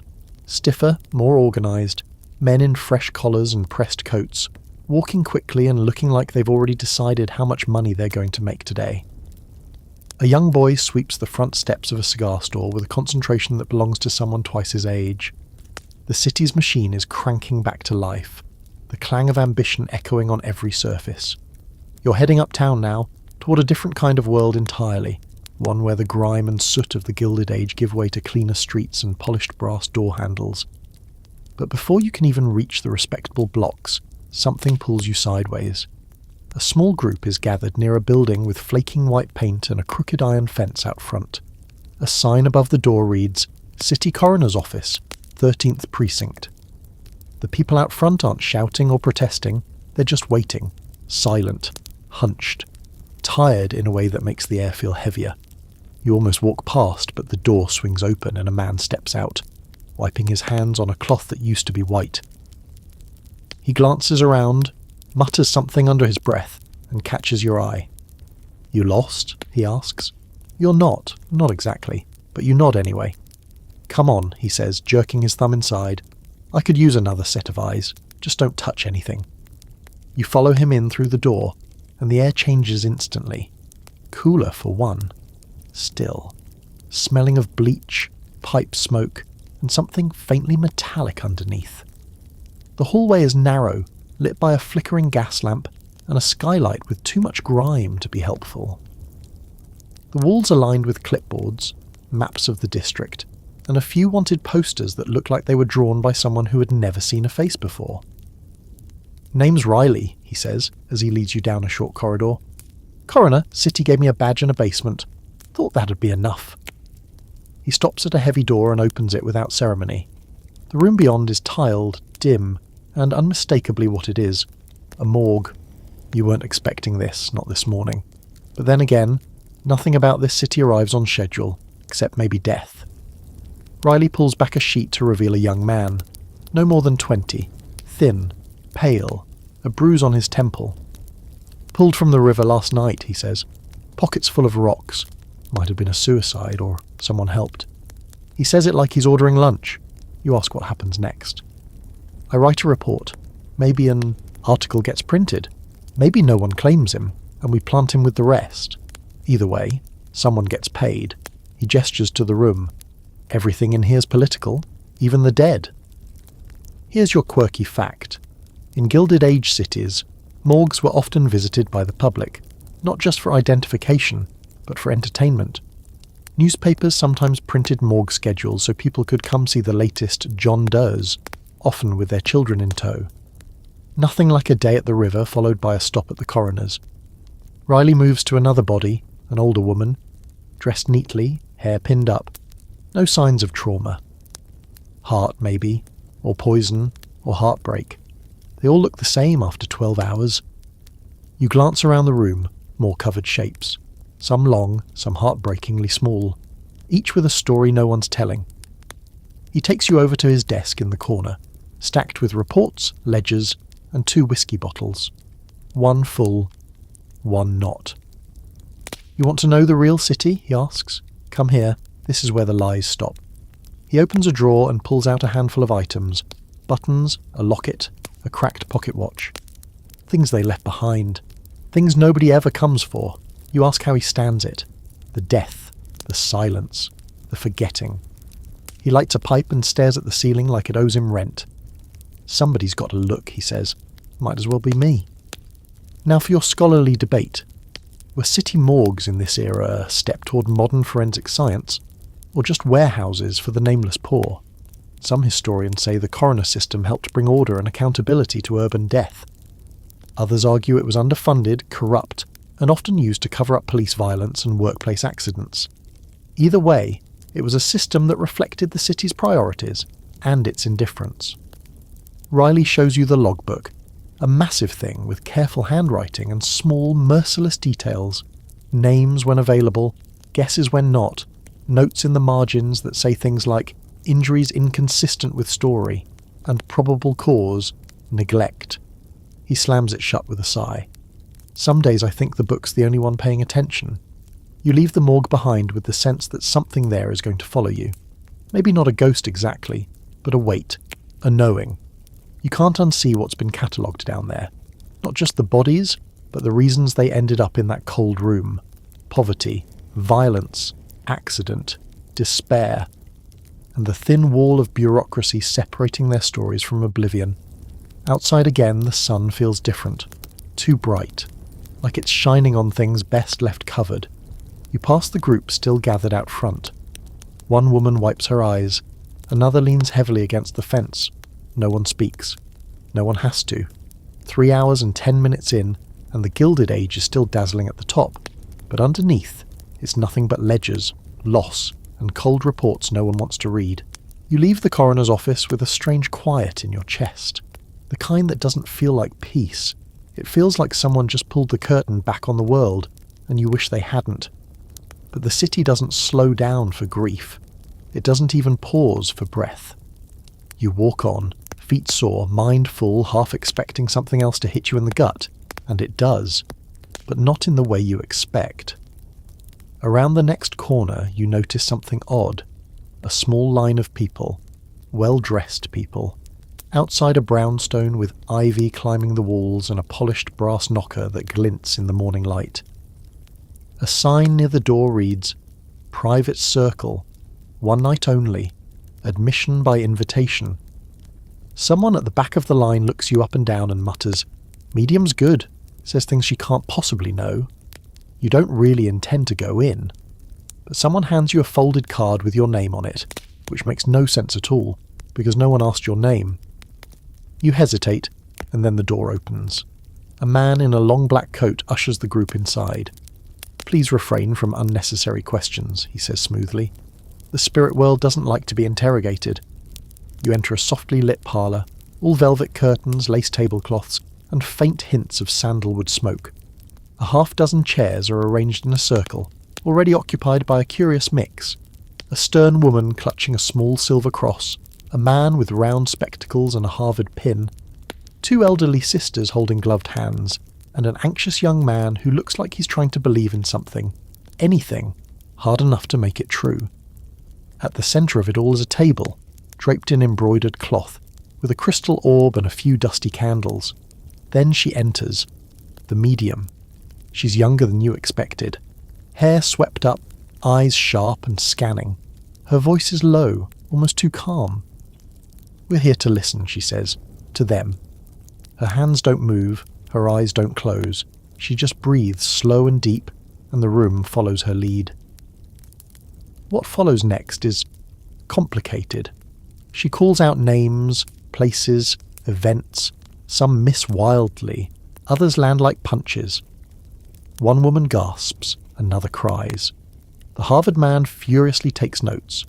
At one point the medium turns to you, and says, "The name William means something lost in water." You don't know any Williams, but still something in the room shifts, as if a draft just brushed your collar. Goosebumps rise, then it gets weird. The candles flicker, the table creaks. The medium's voice drops to a whisper that still somehow echoes off the walls.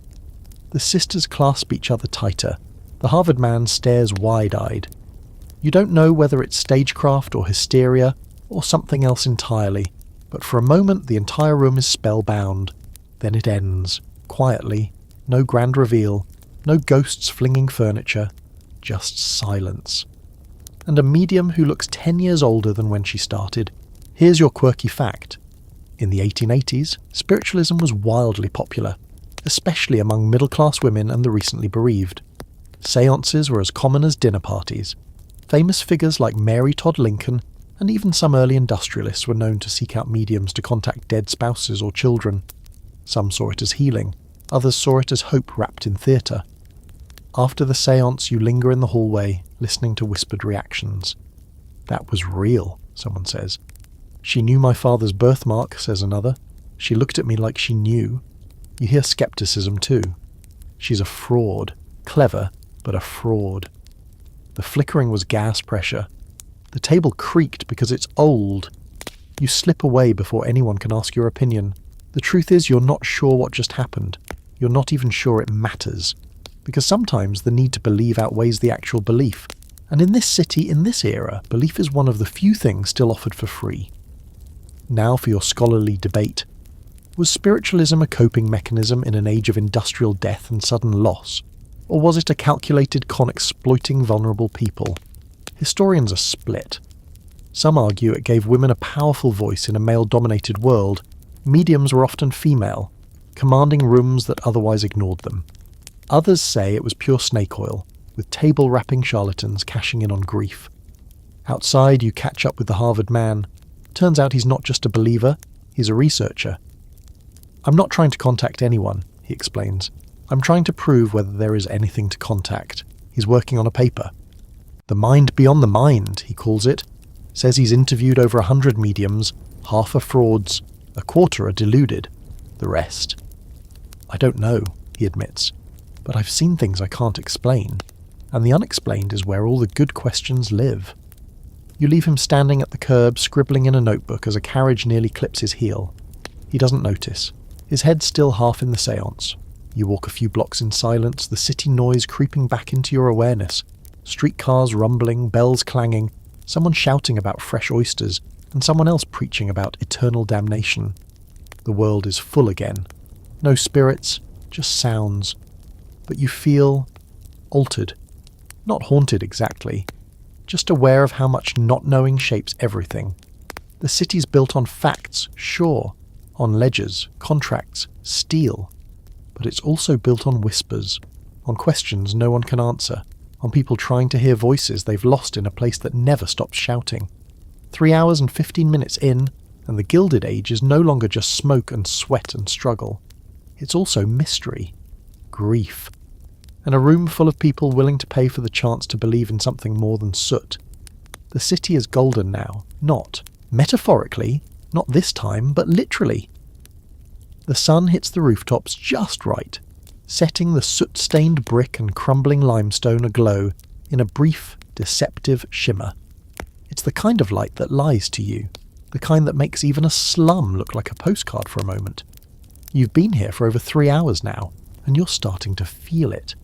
The heaviness behind your eyes, the slow pull in your legs, the sense that time here doesn't quite follow normal rules. But there's one more place to see. Your final steps take you to the edge of the city, where the skyline starts to breathe wider, and the streets feel less cramped, but no less alive. You're headed to a spot that looks out over the East River. It's not park exactly, more of a clearing between development projects, but there's a cluster of people gathered anyway. They've brought blankets. They're sitting on crates, or standing with hands in pockets. No one's talking much. They're waiting for something. You find a place among them, still and quiet. You ask a man next to you what's happening. He doesn't look at you when he answers. "Sunrise on the skyline," he says. "Best show in town, and it's free." The buildings across the river catch the light first. Steeples, smokestacks, iron bridges reaching like fingers through the haze. The gold spreads slowly, touching everything. Even the cracked windows seem to gleam. Even the laundry lines between tenements look poetic for a second. The man nods toward the city. She's beautiful when she's waking up. You almost forget what she did to you the night before. You know exactly what he means. All around you, people are soaking in the light like it means something. A woman feeds her baby from a bottle wrapped in cloth.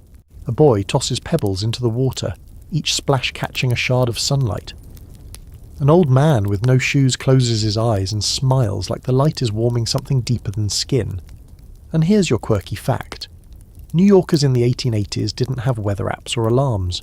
Many of them gauged their day by the light on certain buildings, the movement of shadows on familiar walls. Sunrise was a clock for those without clocks, and a rare shared experience in a city of solitary struggles. You watch the skyline long enough to see it shift from golden to white, from glow to glare. The spell begins to lift. You hear carriages starting to rattle again, the hum of 1,000,000 footsteps returning to routine. The moment's past, but it lingers, like the aftertaste of something rare. A boy nearby sells newspapers. You buy one out of habit now. The headline screams about a robbery, a scandal, and a missing heiress. No mention of the garment workers, no obituary for the boy who drowned, no quote from the widow at the boarding house. That's the thing about this city. It edits its story in real time, cutting anything that doesn't sell. Now for your final scholarly debate. Was the Gilded Age the greatest leap forward in American history, or just a gilded mask hiding rotting teeth? Economists point to growth, expansion, innovation. Social historians point to suffering, inequality, corruption. The truth is, both are right. It was genius and greed, steam and sweat, vision and violence.